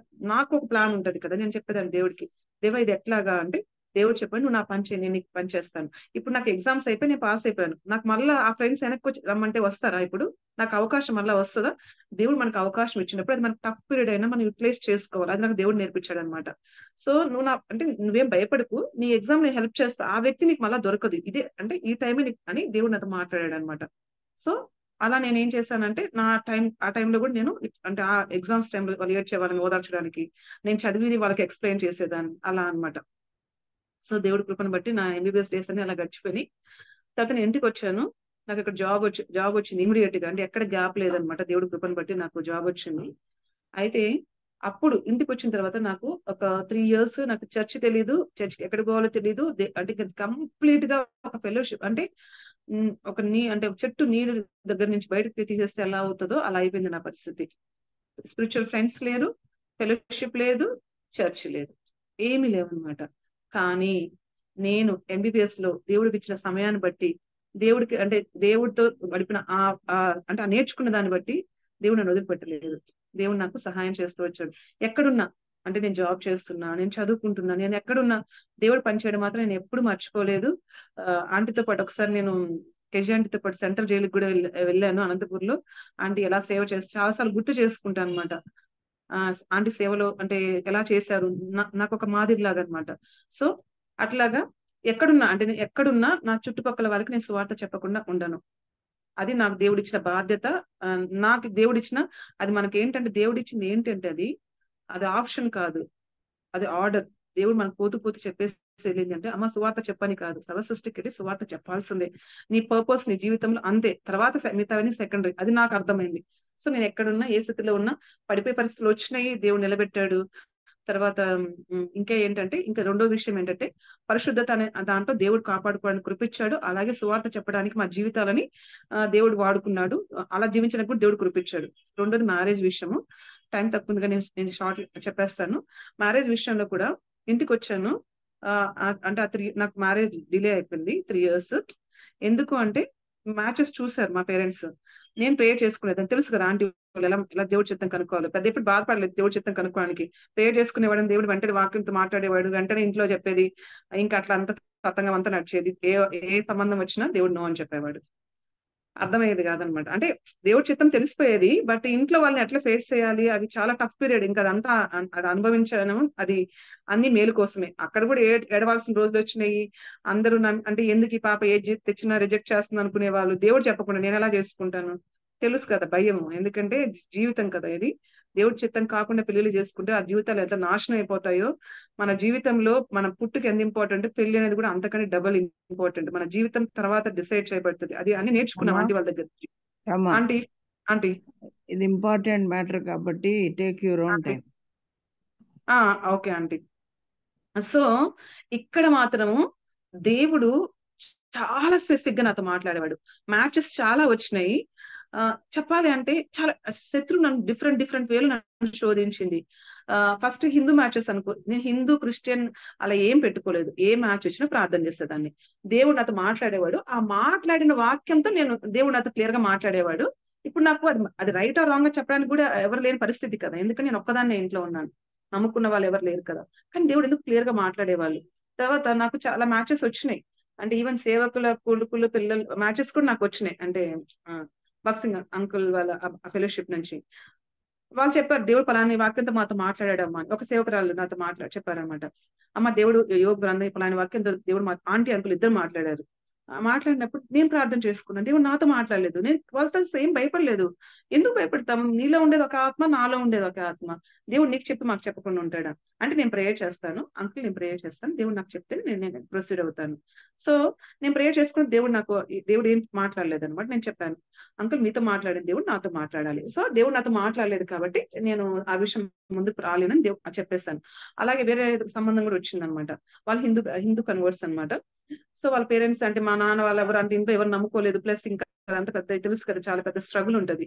ఆ అంకుల్ వాళ్ళు ఏం చెప్పారంటే, అమ్మా మేము కూడా ఇట్లా వెతుకుతున్నాము, మీ ఫాదర్ మమ్మల్ని అంటే చాలా ఇబ్బంది పెట్టినా పర్వాలేదు, మేము రెడీగా ఉన్నాము అని ఆంటీ అంకుల్ నాతో మాట్లాడారనమాట. అప్పుడు కూడా ప్రేయర్ చేసుకున్నా, దేవుడు నాతో మాట్లాడలేదు. సో క్రిస్టియన్స్ అన్నంత మాత్రం మన జీవితంలో వాళ్ళని కాదు. దేవుడికి మన పట్ల ఒక ప్రణాళిక ఉంటది. దేవుడు మనల్ని భూమి మీద పుట్టించాడంటే దేవుడికి ఒక ప్లాన్ ఉంటుంది. సో ఆ ప్లాన్ మనం డిస్టర్బ్ చేసుకోకూడదు. నాకు అర్థమైంది ఏంటంటే, దేవుని జీవితంలో అబ్రహాం జీవితం తీసుకుంటే, అబ్రహాం జీవితంలో దేవుని చిత్తం ఐజక్, ఇష్మాయిల్ కాదు. అంటే అంటే దేవుడి చిత్తంలో కాకుండా మనకేం జరగవంటే జరుగుతాయి. మనం ఎవరినైనా పెళ్లి చేసుకోవచ్చు. అంటే లైఫ్ కూడా చాలా లోకంలో చూస్తే అబ్బా మంచి వాళ్ళని పెళ్లి చేసుకుంది, మంచిగా ఫ్లరిష్ అయింది, ఎస్టాబ్లిష్ అయినారు, సంపాదించుకుంటున్నారు, బాగా పేరుంది, డాక్టర్స్ అట్లా అన్ని రావచ్చు. బట్ దేవుడి చిత్తం కానప్పుడు అదేమవుద్దంటే ఇష్మాయిల్ లాగా అవుతుంది అనమాట. అది ఎప్పటికీ అది మన పట్ల దేవుని ప్రణాళిక డిస్టర్బ్ అయిపోతుంది. అట్లా నా జీవితం ఉండకూడదు అయితే నేను ఎప్పుడు దేవుడి దగ్గర కోరుకున్నాను అనమాట. సో అందుకని మ్యారేజ్ విషయంలో వాళ్ళు మంచి బిలీవర్స్ అయినా, ఆ అబ్బాయికి మంచి సాక్ష్యం ఉన్నా, లేకపోతే అంటే హిందూ మ్యాచ్ అయినా, ఏదైనా కానీ దేవునితో వాక్యంతో మాట్లాడాల్సిందే. లేకపోతే ఒక స్టెప్ నేను ముందుకు తీసుకోవాలి. చాలా స్ట్రగుల్. అంటే మీకు ఇంత సింపుల్ గా చెప్తున్నాను కానీ అది చాలా భయంకరమైన స్ట్రగుల్ అనమాట. అది నేను చెప్పలేను. అది ఇంకా ఒంటరిగా అంటే అదొక ఇదనమాట. సో ఆ ప్రాసెస్ లో టైం గడిచిపోతుంది. నేను చాలా అవమానాలు ఫేస్ చేయాల్సి వస్తుంది. అందరూ ఏమనుకుంటున్నారంటే, ఎందుకు ఈ అమ్మాయిలు రిజెక్ట్ చేస్తుంది, ఈ అమ్మాయి ఎవరైనా ఇష్టపడుతుందా, లేకపోతే ఇంకేమన్నా ఎవరికి ఏం అర్థమయ్యేది కాదు. అంటే నేను కూడా ఏం చెప్పాలి, నాకేం లేదు కదా. అంటే ఇంకా చాలా అంటే బంధువులు పెళ్లిళ్ళకి వెళ్ళినప్పుడు అంటే నేను ఎక్కడైనా బయటకు ఒక చదువుకొని బయట కోర్సులో ఉంటే ఈ ప్రాబ్లం ఫేస్ చేయడం చాలా ఈజీ. కానీ నేను ఏం చేశాను, ఎక్కడున్నా నేను బంధువుల మధ్యలో ఒక హాస్పిటల్ జాబ్ చేస్తూ ఎలా ఉంటది నా పరిస్థితి. సో చాలా సఫర్ అయ్యాను. దేవుడు ప్రతి కన్నీరు, ప్రతి దుఃఖము, ప్రతి వేదనకి ఒక అంటే దేవుడికి ఒక ప్లాన్ ఉంటది అనమాట. ఆ ప్లాన్ ప్రకారం నడిపిస్తాడు. ఆ ప్రాసెస్ లో కొన్నిసార్లు మనం ఏడవచ్చు, కన్నీళ్ళు పెట్టుకోవచ్చు, కానీ అదంతా మేలు కోసమే. తర్వాత నేను ఒక మ్యాచ్ వచ్చింది అనమాట. ఆ ఇయర్ నా ప్రామిస్ ఏంటంటే, ఐజియా అన్నమాట. ఏంటంటే సంతోషంతో బయలువెళ్ళేదవు, సమాధానంగా అందరూ తోడుకోబడదు అని ఆ ప్రామిస్ వచ్చింది. సో నేనేమనుకున్నానంటే అది మ్యారేజ్, నేనే కాదు అప్పుడు కొంతమంది నన్ను గైడ్ చేసే వాళ్ళు కూడా అది మ్యారేజ్ ప్రామిస్ అని చెప్పారు. ఈ సంవత్సరం నా మ్యారేజ్ అయిపోద్ది అనుకున్నాను. నాకు ఒక సంబంధం వచ్చింది. ఆ రోజు నా డైలీ పోషన్ ఏంటంటే పుట్టి జక్కయ్య స్టోరీ అనమాట. అతను అబ్రహాం కుమారుడే. అది వాళ్ళు హిందూస్, మా బంధువులే, అంటే మా క్యాస్ట్ వాళ్ళే అనమాట. సో మా నాన్న వాళ్ళ మ్యాచ్ వెళ్ళిన రోజు నాకు ఆ వాక్యం వచ్చినప్పుడు నేను మిస్లీడ్ అయిపోయాను. ఆ మ్యాచ్ దేవుని చిత్తం అనుకున్నాను. తర్వాత అబ్బాయి గురించి ఎంక్వైరీ, అట్లా తొందరపడి ఏది తీసుకోలేదు, ఎంక్వైరీ చేశాను యాక్చువల్ గా అబ్బాయి గురించి. ఆ అబ్బాయి వాళ్ళ క్లాస్మేట్ నా జూనియర్ వాళ్ళ హస్బెండ్, ఇద్దరు క్లాస్మేట్స్ అనమాట.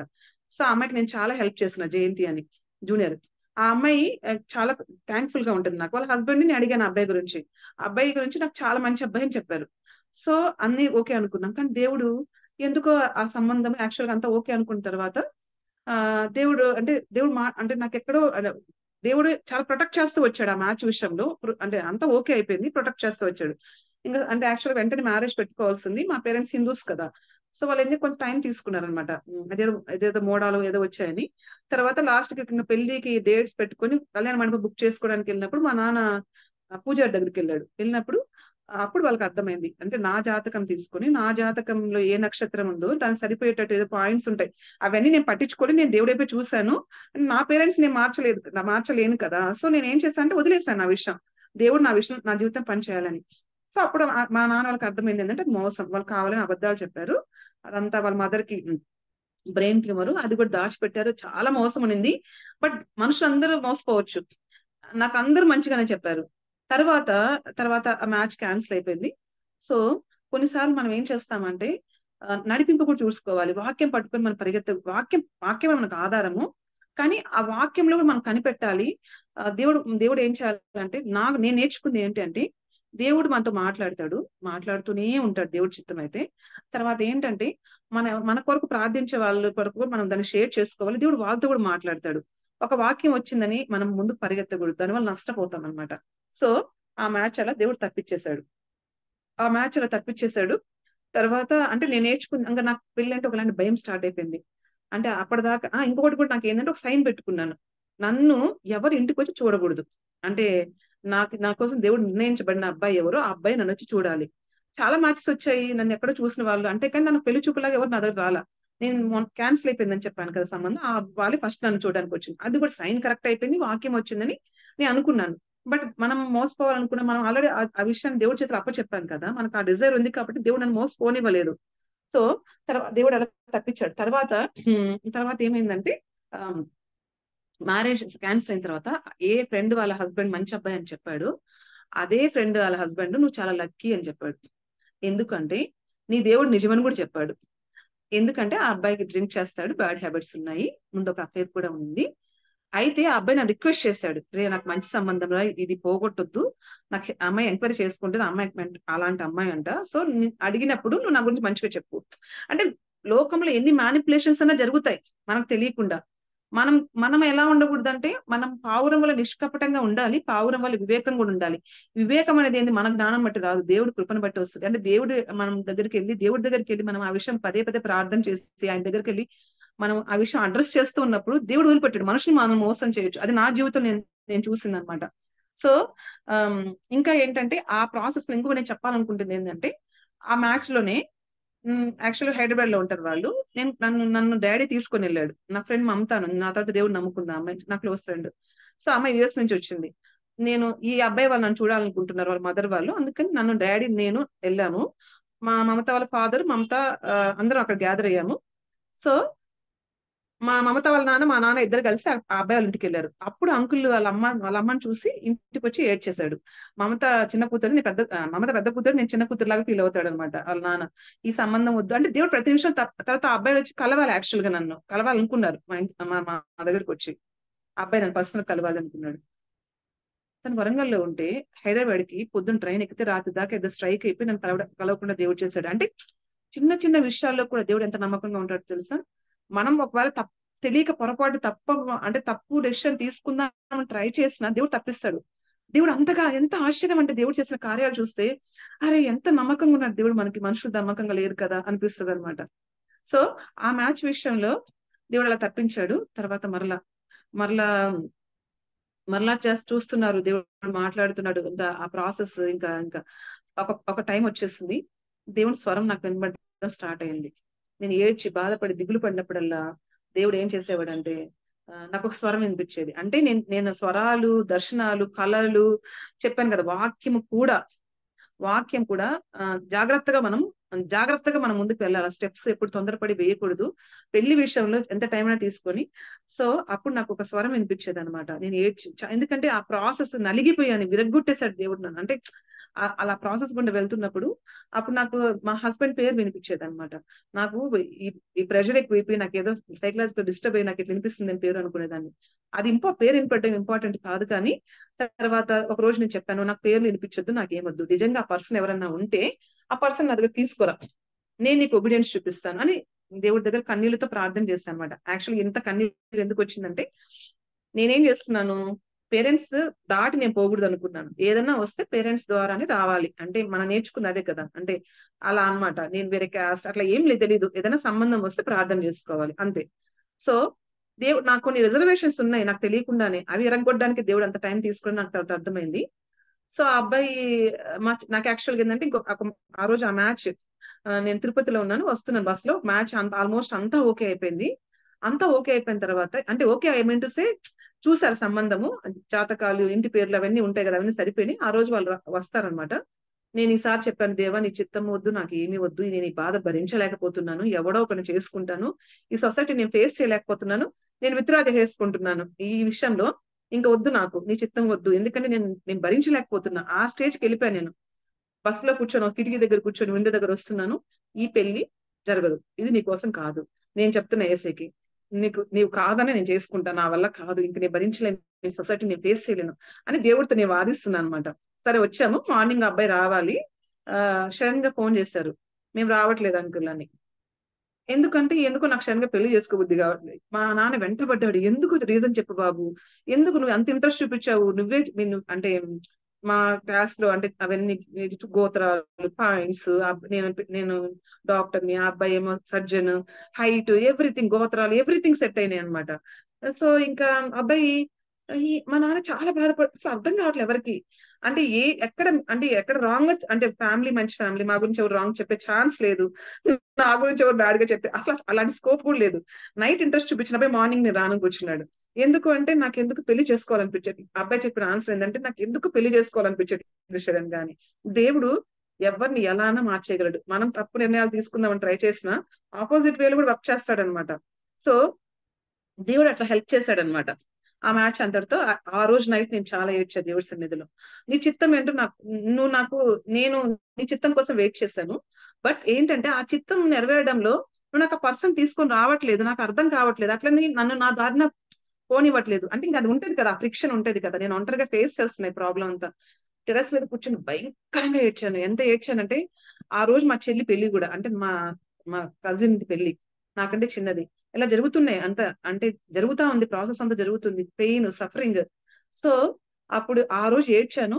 నీకు దేవుడికి ఒకటే మాట చెప్పాను, చాలా నెలల నుంచి నాకు ఆ పేరు వినిపిస్తుంది, నాకు పేర్లొద్దు, గీర్లొద్దు, నువ్వెవరు ఆ పర్సన్ తీసుకురా, నీకు మాట్లాడు అన్ని, నేను నీకు ఒబిడియన్స్, అది ఎవడే నేను ఒబిడియన్స్ చూపిస్తాను. అప్పుడు ఆ పక్క రోజు నాకు కాల్ వచ్చింది అనమాట. ఆ కాల్ ఏంటంటే, మా హస్బెండ్ ఎవరు అంటే, వీళ్ళందరూ కోచింగ్కి వెళ్ళారు, నేను మాత్రం ఎంబీబీఎస్ అంతా కోచింగ్కి వెళ్ళాలి. ఎందుకంటే నాకు డెంగ్యూ వచ్చి సీరియస్ అయింది, అంటే అప్పుడు ఆల్మోస్ట్ డెత్ వరకు వెళ్ళి వెనక్కి వచ్చిన. మా నాన్న నన్ను ఎక్కడికి పంపించలా, నువ్వు ఉంటే చాలు నాన్న, నాకు చదువు వద్దు, నీకు పీజీ వద్దు, నీకు ఏం వద్దని, ఇంటి పక్కనే నాకు జాబ్ వచ్చింది, జస్ట్ ఒక 10 కిలోమీటర్స్ దూరంలో. ఇంట్లో మా నాన్న వదిలిపెట్టి తీసుకొచ్చుకొని జాగ్రత్తగా చూసుకుంటున్నాడు. సో ఆ కోచింగ్ దగ్గర వీళ్ళందరూ ఒక చర్చికి వెళ్ళేవాళ్ళు అనమాట, శైలు, ఆశ. సో ఆ చర్చికి మా హస్బెండ్ కూడా వెళ్ళేవాడు. కానీ మా హస్బెండ్ చాలా కామి, ఎవరితో మాట్లాడు అనమాట, చాలా మంచి అబ్బాయి. అట్లా అక్కడ ఒక అక్క పరిచయం, సరిత అని, ఎవరికి, ఆశ వాళ్ళ హాస్టల్లోనే ఉండేది, ఆశా శైలు వాళ్ళకి. ఆ అక్క ఒకసారి నా గురించి ప్రేయర్ చేసినప్పుడు అక్కకి ఏం కనిపించిందంటే, నా మీద ఒక గొప్ప వెలుగు ఆమె కనిపించిందంట. నేను ఇంట్లో ఉన్నాను కదా, వాళ్ళందరూ హైదరాబాద్ హాస్టల్ ఉన్నారు. అక్క ఏం చెప్పిందంటే, ఒకసారి అమ్మాయిని నేను చూడాలి, అమ్మాయిని హైదరాబాద్ తీసుకురండి అని. సో నేను చాలా సార్లు అట్లా ఫోర్స్ చేసింది అనమాట. ఫోర్స్ చేసినప్పుడు ఒకసారి నేను ఎగ్జామ్ రాసి, పీజీ ఎగ్జామ్, హైదరాబాద్ వెళ్ళి అక్కడ కలిశాను. అట్లా ఆ అక్క నాకు అట్లా అంతవరకు పరిచయం.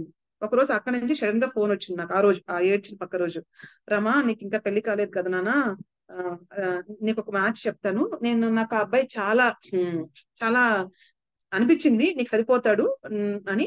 అంటే నాకు ఎవరైనా అంటే నా ఏజ్ వాళ్ళు చెప్తే నాకు నచ్చదు అనమాట. నా ఏజ్ గ్రూప్ వాళ్ళు నాకు సంబంధం తీసుకొస్తే నాకు నచ్చదు.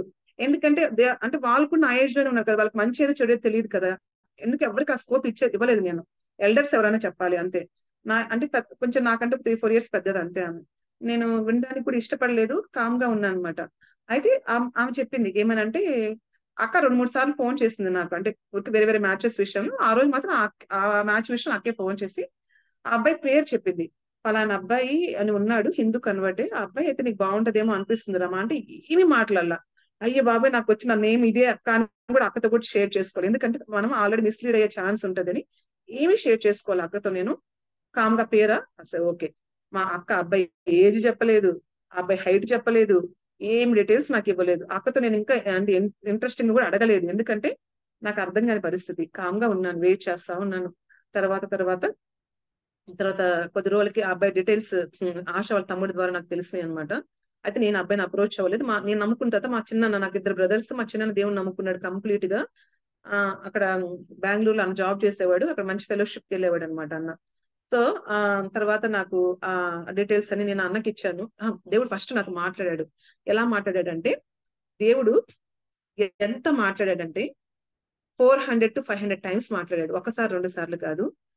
ఎందుకంటే ఒకసారి నేను ఆ వాక్యంలో మిస్లీడ్ అయ్యాను, ఈసారి ఎంత జాగ్రత్తగా ఉండాలి నేను. సో ప్రతి స్టెప్ లో దేవుని అడిగేదాన్ని, ఈ రోజుకి ఎన్నిసార్లు ప్రార్థన చేసేదాన్ని. యాక్చువల్ గా ఆ సంబంధం వచ్చే ముందు ఏమైందంటే, నేను జాబ్ కి లీవ్ పెట్టి పీజీ ప్రిపరేషన్ కి అనంతపూర్కి వచ్చాను.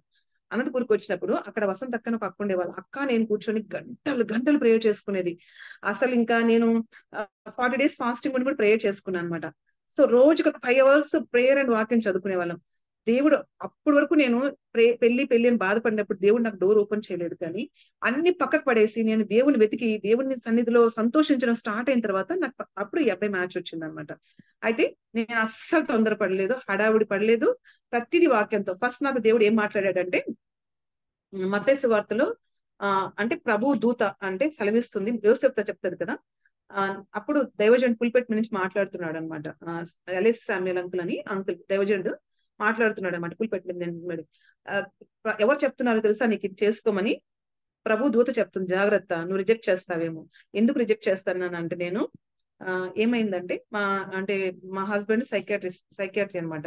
సో నాకు సైకియాట్రీ అంత ఇంట్రెస్ట్ లేదు. సో అంటే కొన్ని ఉన్నాయి అనమాట, కొన్ని ఉన్నాయి.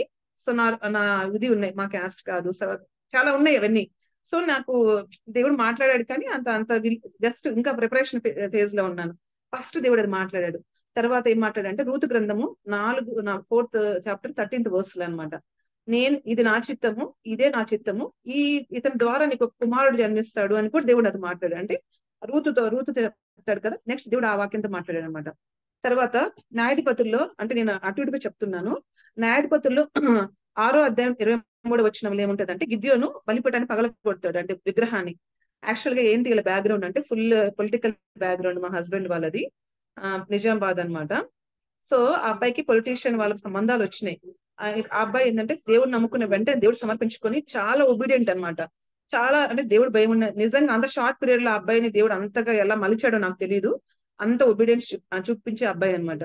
సో అంటే ఇప్పుడు నన్ను చేసుకునే పరిస్థితి లేదు, ఎందుకంటే వాళ్ళ ఇంట్లో బాగా రిజెక్ట్ చేస్తారు. సో ఎంతవరకనే వెళ్ళగలుగుతారు వాళ్ళు పొలిటికల్ పర్సన్స్.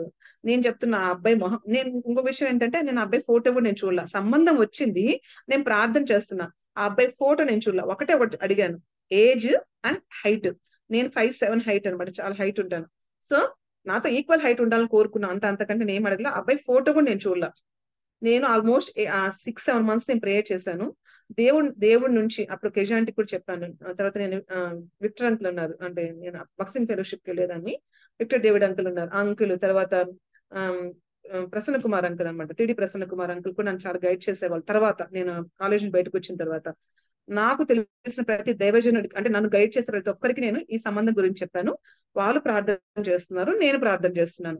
ఎప్పుడు తొందరపడలేదు, ఎప్పుడు ఒక అడుగు ముందు దేవుడు మాట్లాడుతూనే ఉన్నాడు అనమాట. దేవుడు ఎన్నోసార్లు కన్ఫర్మేషన్ అనమాట, ఎన్నోసార్లు కన్ఫర్మేషన్ దేవుడు ఇచ్చిన తర్వాత అనమాట. సో అసలు ఈ అబ్బాయి ఎవరో తెలియదు, అప్పుడు మొహం కూడా నేను చూడలేదు, అబ్బాయి గురించి నాకు ఏమీ తెలియదు. ఈ సంబంధాన్ని నేను వెళ్తే నేను చచ్చిపోతానేమో దేవా అన్న. వాక్యం ఎలా ఉందంటే నువ్వు చావనే చావనుంది అనమాట. ఆ న్యాయాధిపతులు 6:23లో ఏముంటదంటే నువ్వు చావనే చావనుంది. దేవుడు ప్రతి మాటకు ఆన్సర్ చేయడం స్టార్ట్ చేశాడు అనమాట. తర్వాత ఇర్మియా 29:11 రాబో కాలం నిరీక్షణ కలిగినట్టు అది సమాధానకరమైన ఉద్దేశం లేక హానికరమైన ఉద్దేశాలు కాదని మాట్లాడాడు. తర్వాత దేవుడు ఇంకా ఏం మాట్లాడాడంటే 2 సమూయేలు 7వ అధ్యాయం 15 వచనంలో నాకు భయం వేస్తుంది. నేను చదువుతున్నాను అనమాట. నాకు బైబిల్ అది ఉందని తెలియదు. దేవా అంటే సౌలు నాకు అసలు బైబిల్ ఆ వాక్యం ఉందని తెలియదు.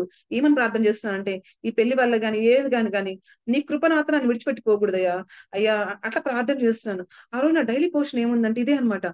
సౌలుకి కృపను దూరం చేసినట్టు నేను నా కృప నీకు దూరం చేయను అన్నది. ఆ వాక్యం అక్కడ బైబిల్లో చూడంగానే అంటే నాకు ఎంతగా నా నోట్లో నుంచి అదే ప్రార్థన వచ్చింది. నాకు తెలియదు బైబిల్లో ఉందని. ఎందుకంటే ఓల్డ్ టెస్ట్మెంట్ పెద్ద ఎక్కువ చదివేదాన్ని కాదు. నేను ఎక్కువ న్యూ టెస్ట్మెంట్ చదువుకునేదాన్ని అనమాట. సో అక్కతో కూర్చొని చదువుకునేదాన్ని. సో అట్లా అనమాట దేవుడు. తర్వాతకి అబ్బాయి మ్యాచ్ వచ్చిన తర్వాత చాలా మంచి మ్యాచెస్ వచ్చాయన్నమాట బెంగళూరు నుంచి అట్లాగా. అప్పుడు నాతో దేవుడు ఏం మాట్లాడంటే మొదటి సమయంలో 2వ అధ్యాయంలో నువ్వు ఆ మ్యాచెస్ మంచి అనుకుంటున్నావేమో, దాంట్లో 4th and 5th and 6th 7th 8th versus లో ఏముంటుందంటే 2వ అధ్యాయం మొదటి సమయంలో అంటే గొప్ప విలికాండ్రు ఓడిపోతారు. దేవుడు అంటే ఆకలి కొని వారికి అంటే అక్కడంతా ఏముంటుందంటే నీ దృష్టిలో గొప్ప అనుకునేది నా దృష్టిలో గొప్ప కాదు, నువ్వు తక్కువ అనుకునేది నా దృష్టిలో గ్రేట్. అంటే వాళ్ళు ఎంత గ్రేట్ అయినా నేను ఒక్క నిమిషం ఇంకొకటి ఏముంటుంది అంటే మరణము అంటే నేను ఈవెన్ బతికిచ్చేవాడిని నేనే చంపేవాడు అంటే మరణాన్ని కూడా అంటే ఇప్పుడు నేను మంచి సంబంధం అనుకుంటున్నాను, వాళ్ళంతా బాగున్నారు. బట్ ఇప్పుడు ఒక్క నిమిషం రేపు వాడికి యాక్సిడెంట్ ఏమైనా అయిపోతే నేనేం చేయగలుగుతాను? చేయలేను కదా. నాకు భవిష్యత్తు తెలియదు కదా. దేవుడు ఏది చెప్తే అదే మంచి. మన క్యాలిక్యులేషన్స్ మంచి కాదనమాట. దేవుడు ఇలా మాట్లాడుతూ వచ్చాడు. ఇంకా నేను చాలా ఉన్నాయి రాసి పెట్టలేదు. అంటే రాసి పెట్టుకున్నాను అదంతా ఇప్పుడు నేను చెప్పడానికి. అలా దేవుడు ప్రతి స్టెప్ లో నాతో మాట్లాడుతూ వచ్చాడు. కూర్చున్నా మాట్లాడేవాడు, లేచినా మాట్లాడేవాడు. అయ్యా నాకు భయం వేస్తుంది అంటే మాట్లాడేవాడు. అంటే దేవుడు కన్ఫర్మేషన్ కానీ తొందరపడలా. ఆ అబ్బాయితో మాట్లాడలా. జస్ట్ వెయిట్ చేశాను. ప్రార్థిస్తాను. దేవుడు కన్ఫర్మ్ అంటే దైవజనుల ద్వారా కన్ఫర్మ్ చేసిన తర్వాత అప్పుడు నేను అబ్బాయితో అంటే మా అన్న వాళ్ళు మాట్లాడిన తర్వాత దేవుడు కన్ఫర్మ్ చేసిన అప్పుడు నేను ఆ అబ్బాయితో మాట్లాడిన తర్వాత వాళ్ళ ఇంట్లో ఆ అబ్బాయి చెప్పగానే ఆ అబ్బాయిని హౌస్ అరెస్ట్ చేశారు. తర్వాత ఎలాగో వాళ్ళ అన్న కూడా చాలా పొలిటికల్ ఇన్ఫ్లుయెన్స్ ఉన్న పర్సన్. మా నాన్న ఫోన్ నెంబర్ కనుక్కొని మా నాన్నకు థ్రెడ్ కాల్స్ అనమాట. మీ అమ్మాయిని చంపేస్తాము అంటే ఆయన ఒక్కడే మాట్లాడడం కదా, ఒక 10-20 మంది మగవాళ్ళని పక్కన వేసుకొని అందరితో మాట్లాడిపించేవాడు అనమాట. మీ అమ్మాయిని చంపేస్తాం. అసలు మా అమ్మాయికి మీ అబ్బాయికి ఏ సంబంధం లేదు. ఎందుకు మా అబ్బాయి పెళ్లి చేసుకుంటాను కూర్చున్నాడు. ఆ అబ్బాయి ఏంటి? ఆ అబ్బాయి దేవుడు మాట్లాడాడు అనమాట. అబ్బాయి ఒకే ఒక వాక్యాన్ని మాట్లాడాడు. ఫస్ట్ మా అన్నతో అబ్బాయి చెప్పింది ఏంటంటే నేను ప్రార్థన చేసుకున్నానండి, దేవుడు నాతో మాట్లాడాడు, ఇది దేవుడు నాతో మాట్లాడింది, నేను ఎన్ని రోజులను వెయిట్ చేస్తాను, నాకు దేవుడు కన్ఫర్మేషన్ ఇచ్చాడు, నాకు పీస్ ఇచ్చాడు. అది మా అన్నకు చెప్పేశాడు. సో నేను అబ్బాయితో మాట్లాడలేదు. నేను మాత్రం ఒకసారి దెబ్బతిన్నాను కదా, దేవుడి దగ్గర చాలా కన్ఫర్మేషన్స్ తీసుకున్న తర్వాతే అప్పుడు కంటిన్యూస్ గా మా నాన్నకి థ్రెడ్ కాల్స్ అనమాట. మీ అమ్మాయిని చంపేస్తా. మా నాన్నకి ఏం అర్థం కావట్లేదు. ఎందుకంటే చిన్నప్పటి నుంచి నేను ఎలా పెరిగానంటే అంటే నేను చాలా మంచిగా పెంచారని వాళ్ళ ఇది నేను కూడా మంచిగానే బిహేవ్ చేశాను దేవుడి కృపను బట్టి, దేవుడు నమ్ముకున్నాను కాబట్టి. సో మా నాన్నకి ఏం అర్థం కావట్లేదు. వాడెవడో ఫోన్ చేసి నన్ను బెదిరించడం ఏంటి, మా అమ్మాయి ఇట్లా ఏంటి, అసలు మా నాన్నకి ఏం అర్థం కాలేదు. ఇక్కడ కూర్చొని మా నాన్న ఏడ్చేవాడు. అసలు ఇదంతా అసలు ఇంకంతా గలిబిలి గజిబిజి గందరగోళం అయిపోతుంది. దేవుడైతే మాట్లాడాడు. ఇంకా లాస్ట్ కి ఏంటంటే ఇంకా వాళ్ళ అన్న ఇంకా అబ్బాయిని హౌస్ అరెస్ట్ చేయడము, వాళ్ళ బంధువులందరినీ గందరగోళం అవుతుంది. మా హస్బెండ్ ఏం చెప్పాడంటే మీ నాన్నకి మా అన్న దగ్గర నుంచి కాల్ అంటే మా అత్త మా వాళ్ళు ఏజ్డ్. సో మా హస్బెండ్ కి మా హస్బెండ్ వాళ్ళ బ్రదర్ కి 15 years ఏజ్ గ్యాప్ అనమాట. సో ఆయన ఎల్డర్ లాగా, వాళ్ళ పేరెంట్స్ కాదు అక్కడ వాళ్ళ ఇంట్లో. సో ఏంటి అంటే ఏమైంది, ఇంకా నేనేం చేయలేను మా అన్నని, ఎందుకంటే మా అన్న అంత పొలిటికల్ ఇన్ఫ్లుయెన్స్ పర్సన్. దేవుడి చిత్త ప్రకారం ప్రార్థన చేసుకుందాం, దేవుడు ఏం చెప్తే చేద్దాము అని చెప్పాడు అనమాట. సో నేను ప్రార్థన చేసినప్పుడు దేవుడు నాతో మాట్లాడాడు. ఏమనంటే మ్యారేజ్ కి వెళ్ళండి అని. సో వాళ్ళ ఇంట్లో చెప్పారు, ఒప్పుకోలేదు. అలాగని మా హస్బెండ్ కూడా తొందరపడి ఏమి అలా చేయలేదు. మా నాన్నని వెళ్ళి పర్సనల్ గా కలిసారు మా హస్బెండ్. అనుకుని నేను ఇలా దేవుడు నమ్ముకున్నాను, నన్ను ప్రేయర్ చేసుకున్నప్పుడు మీ అమ్మాయిని దేవుడు నాకు చూపించాడంటే మా నాన్న పైకి కింద చూసి భయంకరంగా తిట్టి మా హస్బెండ్ ఎవరు ఒప్పుకోరు, మా ఫాదరే కాదు ఆ ప్లేస్ లో ఎవరున్నా ఒప్పుకోరు. మా నాన్న అబ్బాయిని తిట్టి బాబు నువ్వు మంచివాళ్ళలాగా నువ్వు చూస్తే మర్యాదగా వెళ్ళిపోయిన 5 రోజులు ఉండవద్దని తిట్టి పంపించేశాడు. సో మా ఇంట్లో యాక్సెప్ట్ చేసే పరిస్థితి లేదు, వాళ్ళ ఇంట్లో యాక్సెప్ట్ చేసే పరిస్థితి అంతకంటే లేదు. ఇది నడుస్తుంది. కానీ దేవుడైతే అది కూడా చెప్తున్నాను, దేవుడు చిత్తమైనా కూడా దేవుడు మాట తీసుకోకుండా మనం ముందుకు వెళ్ళకూడదు. పెళ్లి విషయంలో కూడా దేవుడు దానికి కన్ఫర్మేషన్ వచ్చింది. సో మ్యారేజ్ కు ముందుకు వెళ్ళండి అని. అది కూడా దేవుడు డేట్ కూడా చెప్పాడు. ప్రార్థన చేస్తూ వచ్చిన పలానా రోజు అని దేవుడు చెప్పాడు. నేను ఒక మాట చెప్పాను యాక్చువల్ గా. అంటే యాక్చువల్ గా హిందూ మ్యారేజ్ అట్లా అనుకున్నా. నేను దేవుడు చెప్పాడు నాతో క్లియర్ గా, నో వే, నువ్వు క్రిస్టియన్ మ్యారేజ్ చేసుకోవాల్సిందే అంతే. అంటే మీ పేరెంట్స్ ఒప్పుకున్నా కూడా, అంటే యాక్చువల్ మేము ఒప్పించగలమేమో అనుకున్నాం పేరెంట్స్ ని, కానీ ఒప్పించలేకపోయినాము. మా పేరెంట్స్ ఒప్పించుకుంటే మేము హిందూ మ్యారేజ్ చేసుకుందాం అనుకున్నాము, కానీ దేవుడు అలో చేయలేదు అది కూడా. సో క్రిస్టియన్ మ్యారేజ్ అని నాకు ఒక ఆశ ఏమైందంటే, నేను చర్చ్ లోనే మ్యారేజ్ చేసుకోవాలి. మాకు ఇప్పుడు వాళ్ళ పేరెంట్స్ లేరు, మా పేరెంట్స్ లేరు, ఎవరిస్తారు మాకు చర్చ్? ఎవరిస్తారు? ఎవరు ఇవ్వరు. సో దేవుడు ఏం చేశాడంటే, ఎంత అద్భుతం అంటే, దేవుడు ఎలా ఉంటుందంటే దేవుడు నడిపింపు అనేది, నేను అందుకే చెప్తున్నాను. అంటే దేవుడు చిత్తం ఉంది కాబట్టి నేను ఆ స్టెప్ ముందుకు వేస్తాను. దేవుడు మాట్లాడాడు కాబట్టి. దేవుడు క్లియర్ గా చెప్పాడు వాక్యంతో, లోకమంతా నీకుంటది, మీ పేరెంట్స్ చెప్పినట్టు వింటే లోకమంతా నీకుంటది, నేను ఉండను. నేను చెప్పినట్టు నువ్వు వింటే నేను నా పరిశుద్ధులు, నా పరలోకం నీతో ఉంటది, లోకం నీతో ఉండదు. నీ ముందు మరణం ఉంది, జీవం ఉంది, ఏది నీకు కావాలి చూస్ చేసుకో. ఎట్లా అంటే దేవుడు ప్రతి స్టెప్ లో మాట్లాడు. నా పెళ్లి చీర నేనే కొనుక్కున్నా పోయి దేవుడు మాట్లాడితే ఏడ్చుకుంటూనే ఉన్నాను. నేను ఓన్లీ డాటర్, నాకు ఎలా ఉంటది, నా పెళ్లి ఎలా జరగాలని ఉంటది. సో దేవుడు మాటకు మనం, దేవుడు అందరికి అలా చెప్పడు. నేను చెప్తున్నాను కదా, దేవుడికి ఒక్కొక్కరి జీవితంలో ఒక ప్రణాళిక ఉంటది. నా జీవితంలో దేవుడి ప్రణాళిక అదేంది. నేను దానికి దేవుడి దగ్గర ఒప్పుకోలేదు, కానీ దేవుడు మాట్లాడుతూ వచ్చినప్పుడు నాకు దేవుడే కావాలని అర్థమైంది. తర్వాత నేను దేవుడికి చెప్పాను, నేను చర్చే దేవా అని. ఎంత అద్భుతంగా తెలుసా, అది హైదరాబాద్ లో ఒక చర్చ్, అసలు ఎవరు మా వాళ్ళు లేదు, వీళ్ళు లేదు, ఎట్లా ఇస్తారు చర్చ్? ఎవరు ఈ మ్యారేజ్ లీడ్ తీసుకున్నారంటే, మా హస్బెండ్ నమ్ముకున్న చర్చ్, ఫస్ట్ తన దేవుడు నమ్ముకున్న చర్చ్ అంకుల్ వాళ్ళు మ్యారేజ్ లీడ్ తీసుకున్నారు. సో వాళ్ళు ఒప్పుకోలేదన్నమాట. ఒప్పుకోకపోతే ఆ రోజు నైట్, మ్యారేజ్ ముందు రోజు నైట్ దేవుడు ఆయనతో దర్శనంలో మాట్లాడి, ఆ దైవజనుడితో, ఎవరు లేకపోయినా, ఎవరికైనా భయం ఉంటది కదండి. వీళ్ళ పేరెంట్స్ పొలిటికల్ వాళ్ళు, ఇద్దరు పేరెంట్స్ లేరు, ఎవరికైనా భయం ఉంటుంది. అంటే నేను ఎందుకు చెప్తున్నా అంటే, దేవుడు సమస్తం సమకూరుస్తాడు, దైవజనులతో కూడా దేవుడు మాట్లాడతాడు. ఇది నా చిత్తము, నువ్వు వాళ్ళకి ఇవ్వాల్సిందే అని దేవుడు చెప్పాడంట. అసలు నేను చూడలే, నేను ఎక్కడో ఉన్నాను, మా హస్బెండ్ ఎక్కడో ఉన్నాడు, మధ్యలో అంకుల్ వాళ్ళు మాట్లాడుతున్నారు, వాళ్ళు అస్సలు మేము ఇయ్యము, ఎవరికి గొడవలు అవుతాయని. సో కానీ ఆ దైవజనుడితో దేవుడు ఆయనే సాక్ష్యం చెప్పాడు మా పెళ్లిలో. సో దేవుడు చెప్పాడమ్మా, అందుకే నా చర్చ్ మీకు ఇచ్చాను పెళ్లికి అని. అట్లాగా నా పెళ్లి అందరు దైవజనుల మధ్యలో, బంధువులు లేరు, దైవజనుల మధ్యలో, అందరు దైవజనులు అంటే మాక్సిమం, అంటే వేరే ఫెలోషిప్ అయినా కూడా అట్లా యాక్చువల్ రారు అట్లా, కానీ నా పెళ్లికి అందరూ వచ్చారు. నా పెళ్లికి వచ్చినప్పుడు దేవుడు ఒకే మాట చెప్పారు, దేవుడి సన్నిధి మేము అనుభవించాం. నిజంగా దేవుడు నాతో ఏం మాట్లాడాడంటే, లోకం ఉండదు, నేను ఉంటాను, నా సన్నిధి ఉంటది, ప్రతి ఒక్కరు ఆడికి వచ్చిన ప్రతి ఒక్కరు దేవుని సన్నిధి మేము ఫీల్ అయ్యాము అన్నారు. నాకు అది చాలా అనిపించింది. నా కష్టం అంతా నేను మర్చిపోయినాను, నేను పడిన బాధ అంతా మర్చిపోయినాను అనమాట. సో మ్యారేజ్ అయింది, ఇమీడియట్ గా ఆ పక్క రోజే నేను పీజీ జాయిన్ అయిపోయాను. పీజీకి వెళ్ళిపోయాను, నేను వరంగల్కి వెళ్ళిపోయాను. సో ఇంకా తర్వాత మెల్లగా మా పేరెంట్స్ చెప్పాను, మా పేరెంట్స్ ఒప్పుకున్నారు. కానీ వాళ్ళ పేరెంట్స్ ఇప్పటికీ, అంటే వాళ్ళ పేరెంట్స్ అంటే వాళ్ళ అమ్మ నాన్న ఏం లేదు, కానీ వాళ్ళ పేరెంట్స్ ఇప్పటికీ యాక్సెప్ట్ చేయలేని పరిస్థితి. ఇప్పటికీ మమ్మల్ని వాళ్ళ ఇంటికి రానివ్వరు. పెళ్లి ఎన్నో సంవత్సరాలు అయిపోయింది, కానీ అంటే కొన్నిసార్లు దేవుని మార్గాలు ఎలా అంటే, మనకి ఎప్పుడు క్రిస్టియన్ లైఫ్ ఎప్పుడు బెడ్ ఆఫ్ రోజెస్ ఏం కాదు. మనము ఆ ప్రాసెస్ లో ఎన్నో శ్రమలు మనం అనుభవిస్తూ పోతూ ఉండాలి. తర్వాత అబ్బాయికి ప్రాపర్టీస్ రావాలి, ఇవ్వలేదు, ముందే చెప్పాడు అవన్నీ నాకు. అబ్బాయి ముందే చెప్పాడు, ఇది పరిస్థితి అమ్మా, ఇంత కష్టంగా ఉంటుంది మన జీవితము, ఫైనాన్షియల్ ఇంత ప్రాబ్లమ్స్ ఉంటాయి. నేను ఒకటే చెప్పాను, నీకు డబ్బులు ఉన్నా నాకు సంబంధం లేదు, నీకు ఏమున్నా నాకు సంబంధం లేదు, దేవుడు చెప్పాడు, అసలు నువ్వు ఎవరైనా నాకు సంబంధం లేదు. దేవుడు ఆ ప్లేస్ లో నువ్వు కాదు, ఒక ఎనిమల్ తీసుకొచ్చి చేసుకుంటాను, ఎందుకంటే దేవుడు నాకు చెప్పాడు అంతే, నేను ఏ పట్టించుకోను. సో దేవుడు మాటకి నేను ఏం చేశానంటే ఒబీడియన్స్ చూపించినాను, మ్యారేజ్ చేసుకున్నాను దేవుని చిత్త ప్రకారము. అంటే ఇప్పుడు నాకంటే మా ఆయన ఎక్కువ ఇష్టం, మా బంధువులకి, మా నాన్నకి, మా పేరెంట్స్ కి. దేవుని చిత్తంలో ఉన్నప్పుడు అన్ని సమకూరుతాయి అనమాట. ఫస్ట్ వాళ్ళకి అర్థం, నేను భయం వేస్తున్నారు మా నాన్న సూసైడ్, ఎందుకంటే మా నాన్న చాలా ప్రెస్టీజియస్ గా తీసుకుంటాడు, చెప్పాను కదా, కులంలో పెద్దవాళ్ళు అట్లా అని. సో నాకు భయం వేస్తుంది, దేవా మా నాన్న ఏమన్నా సూసైడ్ చేసుకుని చనిపోతే, మా అమ్మ ఏడుస్తుంది అనమాట. అంటే దేవుడు ఏం చెప్పాడు తెలుసా, నిన్ను కనింది నేను, నీకంటే ముందు నీ తండ్రిని కనింది కూడా నేనే, నాకు ఎలా బతికించుకోవాలి తెలుసు, నువ్వు నాకేం సలహాలు చెప్పొద్దు, నేను చెప్పింది నువ్వు చెయ్యని దేవుడు నాతో మాట్లాడాడు. నిజంగా నేను చాలా భయపడ్డాను. ఎంతగా అంటే, ఇప్పుడు ముందు మా నాన్న ఏదైనా ఫస్ట్ నన్నే అరుస్తాడు. అంటే దేవుడు ఎంత ప్రేమించే హస్బెండ్ ఇచ్చాడంటే, నన్ను వాళ్ళ పేరెంట్స్ ఎంత ఈక్వల్ గా చూస్తాడు, మా పేరెంట్స్ అంతకంటే ఇంకా బాగా చూస్తాడు. అంత ప్రేమించే, అంటే మనకు దేవుడు ఇచ్చేది ఎలాంటి గిఫ్ట్ ఇస్తాడంటే, ది బెస్ట్. ప్రపంచంలో ఇంక ఎవ్వరు మనకు అలాంటి పర్సన్ తీసుకొని రాలేరు, అంటే దేవుడు చూపించేది అలాంటి వ్యక్తి అనమాట నా భర్త. దేవుడు నాకు భర్తని ఇచ్చాడు. ఎంత మంచి అబ్బాయి అంటే, ప్రతి విషయంలో నాకు తోడుగా ఉంటాడు. అంటే చెప్పాను కదా, దేవుని చిత్తంలో పెళ్లి జరిగినప్పటికీ సమస్యలు లేకుండా ఏమి ఉండవు. నేనైతే సమస్యలు ఫేస్ చేశాను. ఫ్యామిలీ నుంచి ఫైనాన్షియల్ గా అంటే సపోర్ట్ లేక చాలా సఫర్ అయ్యాము. బట్ దేవుని హస్తం ఎప్పుడు తోడుగా ఉన్నది. లోకపరంగా సమస్యలు వచ్చాయేమో కానీ ఆత్మీయంగా ఎప్పుడు సమస్యలు రాలా. ఎప్పుడు వన్నెస్ అంటే తన తెలంగాణ, నేను ఆంధ్ర. సో ఇద్దరు మెంటాలిటీస్ వేరు, బ్రాటప్ వేరు, ఐడియాలజీ వేరు. బట్ ఏంటి దేవుడి విషయంకి వచ్చేటప్పుడు వన్నెస్ ఉంటుంది అనమాట.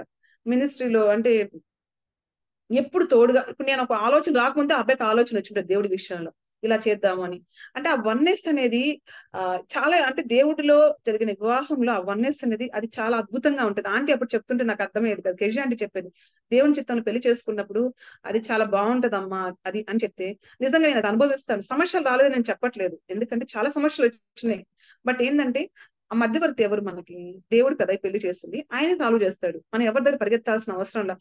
హృదయాలు మార్చేది ఆయనే, ఆ ప్రాబ్లం సెట్ చేసేది ఆయనే, సమస్తం సమకూర్చేది ఆయనే, మధ్యవర్తి ఆయన. కాబట్టి నేనేం చెప్తానంటే యవనస్తులకి పెళ్లిళ్ళ విషయంలో తొందరపడద్దు. మీరు చూస్ చేసుకోవద్దా, ఆ చాయిస్ దేవుడికి ఇవ్వండి. దేవుడు మనకు మంచి భర్తని ఇవ్వలేడా? ఇస్తాడు కదా. సో మనం ఎందుకు తొందరపడి ముందు పరిగెత్తాలి? దానివల్ల నష్టమే. ఆ నష్టము అంతా ఇంత కాదు. దేవుడి చిత్తం కాకుండా పెళ్లిళ్ళు చేసుకుంటే ఆ భయంకరమైన సఫరింగ్ అనేది నేను చెప్పలేను. దేవుడికి దూరంగా అయిపోతే ఇంక అంతకంటే మన జీవితంలో అంతకంటే నష్టం ఇంకేదన్నా ఉంటదా? సో ఉండదు కదా. సో నేను అంటే నేను నేర్చుకున్నాను కదా, నేనేంటంటే చిన్న చిన్న మినిస్ట్రీ వేస్తాను అనమాట. చిన్న చిన్నగా ఎలా అంటే ఎక్కడ ఏ ప్లేస్ లో అక్కడ దేవుడికి సాక్షిగా బతకడము, అలాగే నా టెస్టిమనీ చెప్పడము. అలాగే నా కొలీగ్స్ మధ్యలో నేనేం చేశానంటే ఫెలోషిప్ స్టార్ట్ చేస్తాను. ఎక్కడైనా మెడికల్ కాలేజ్కి వెళ్తే అక్కడ ఫెలోషిప్ స్టార్ట్ చేస్తాను. నా హస్బెండ్ నాకు ఎంతగా ముందుకు సపోర్ట్ చేస్తాడంటే ఎంత ఆశ్చర్యం అనిపిస్తుందో. ఏమి షేమ్ గా ఫీల్ అవ్వడు అసలు. నేను ఇంట్లో పని చేస్తా, కావాలంటే వెళ్ళి దేవుడు పని చేస్తారా అని చెప్తాడు. అసలు ఇక్కడ ఇంత కూడా ఈగో ఉండదు అనమాట. దేవుడు ఇచ్చేది అంత అద్భుతంగా ఉంటది, అంత అద్భుతంగా ఉంటది, ఎందుకంటే దేవుడు కదా ఇస్తుంది. సో అలా దేవుడు మంచి హస్బెండ్ ఇచ్చాడు. చాలా హెల్పింగ్ గా ఉంటాడు, మా పేరెంట్స్ బాగా చూసుకుంటాడు. తర్వాత కోవిడ్ టైంలో దేవుడు మాట్లాడాడు. నేను గాంధీలో పీజీ చేశాను. ఆ కాలేజ్కి వెళ్ళేటప్పుడు కూడా దేవుడు చెప్పాడు. అక్కడికి వెళ్ళిన తర్వాత నేను చాలా రోజులు ప్రార్థన చేసి అక్కడికి వెళ్ళినప్పుడు అక్కడ ఎన్నో సంవత్సరాల ప్రేయర్ స్టార్ట్ అయినాయి. దేవుడు ఎక్కడ తీసుకెళ్ళిన ఒక పర్పస్ తో తీసుకెళ్తాడు, దేవుడు మనల్ని వాడుకుంటాడు అనమాట. అలాగే కోవిడ్ టైంలో దేవుడు చాలా ముందే చెప్పాడు, ఆ ఊరికి నీవు అవసరం ఉందంటే నాకు అర్థం కాలేదు.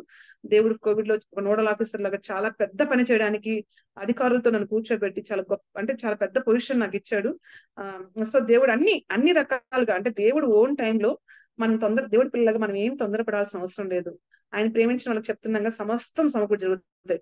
మన ప్రొఫెషన్ లో మనం ఎప్పుడు తగ్గించబడము, మన కుటుంబంలో మనకి ఎప్పుడు సమస్యలు అంటే దేవుడు అన్ని సమకూరుస్తూ వస్తాడు. ఫైనాన్షియల్ గా ఎవ్రీథింగ్ దేవుడు అన్ని సమకూరుస్తూ వస్తాడు అనమాట. సో తర్వాత ఇంక ఫైనల్ టచ్ ఏంటంటే, నాకు పిల్లలు దేవుడు ముందే మాట్లాడాడని చెప్పాను కదా. సో నాకు సంస్థ వాళ్ళ మదర్ స్టోరీతో కూడా దేవుడు మాట్లాడాడు అనమాట నాతోటి. నేను ఒక మగ బిడ్డని ఇవ్వబోతున్నాను అని హనోక్ సంస్థ మదర్ కనిపిస్తారు కదా.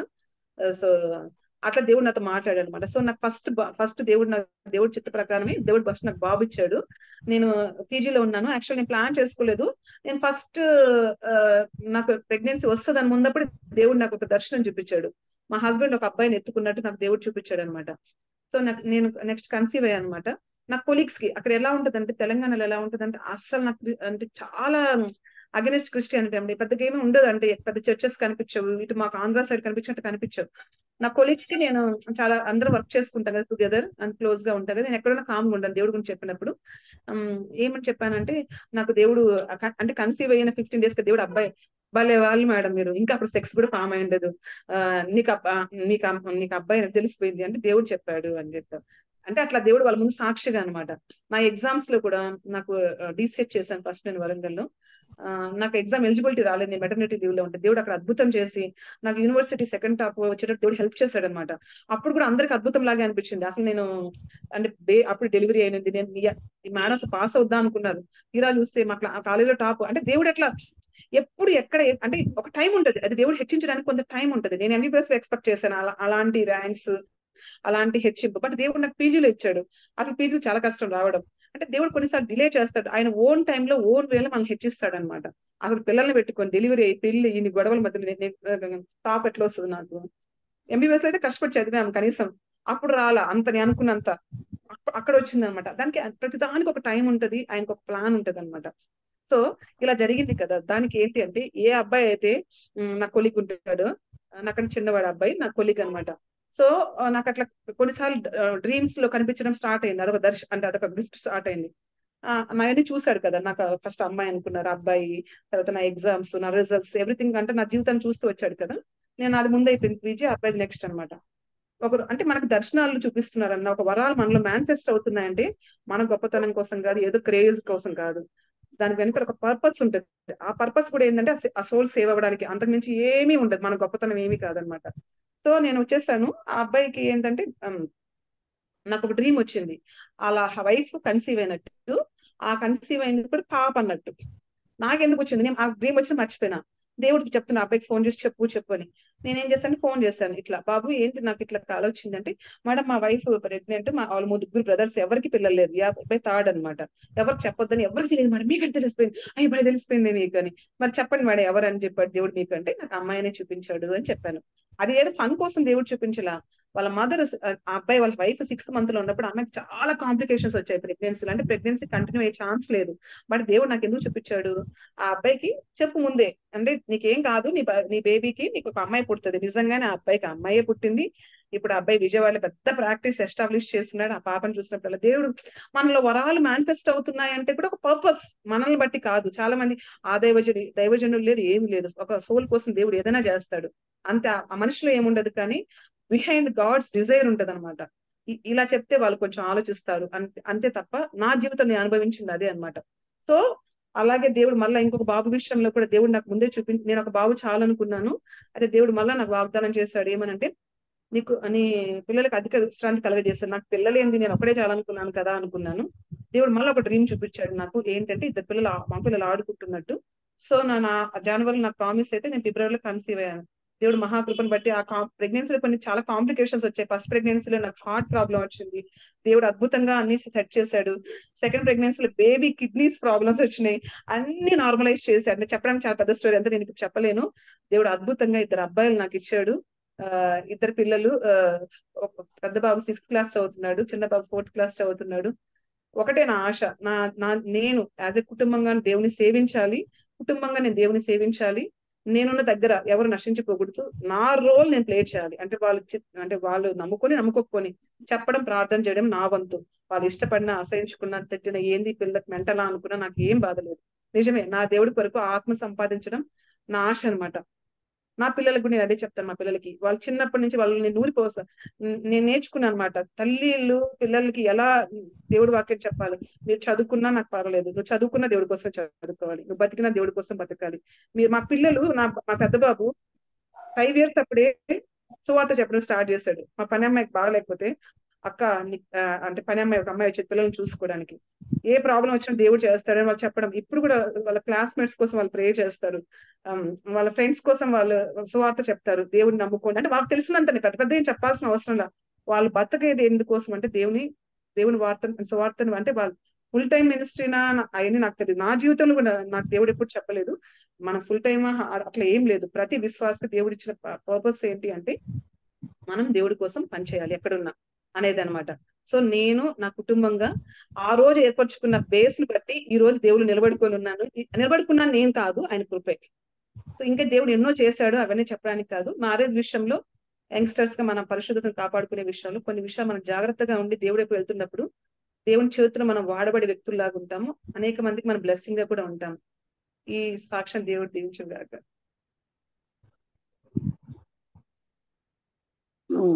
అన్నారమ్మా, చక్కటి సాక్ష్యం విన్నాం కదమ్మా. మరి ముఖ్యంగా యవనస్తులు మరి మ్యారేజ్ విషయంలో చాలా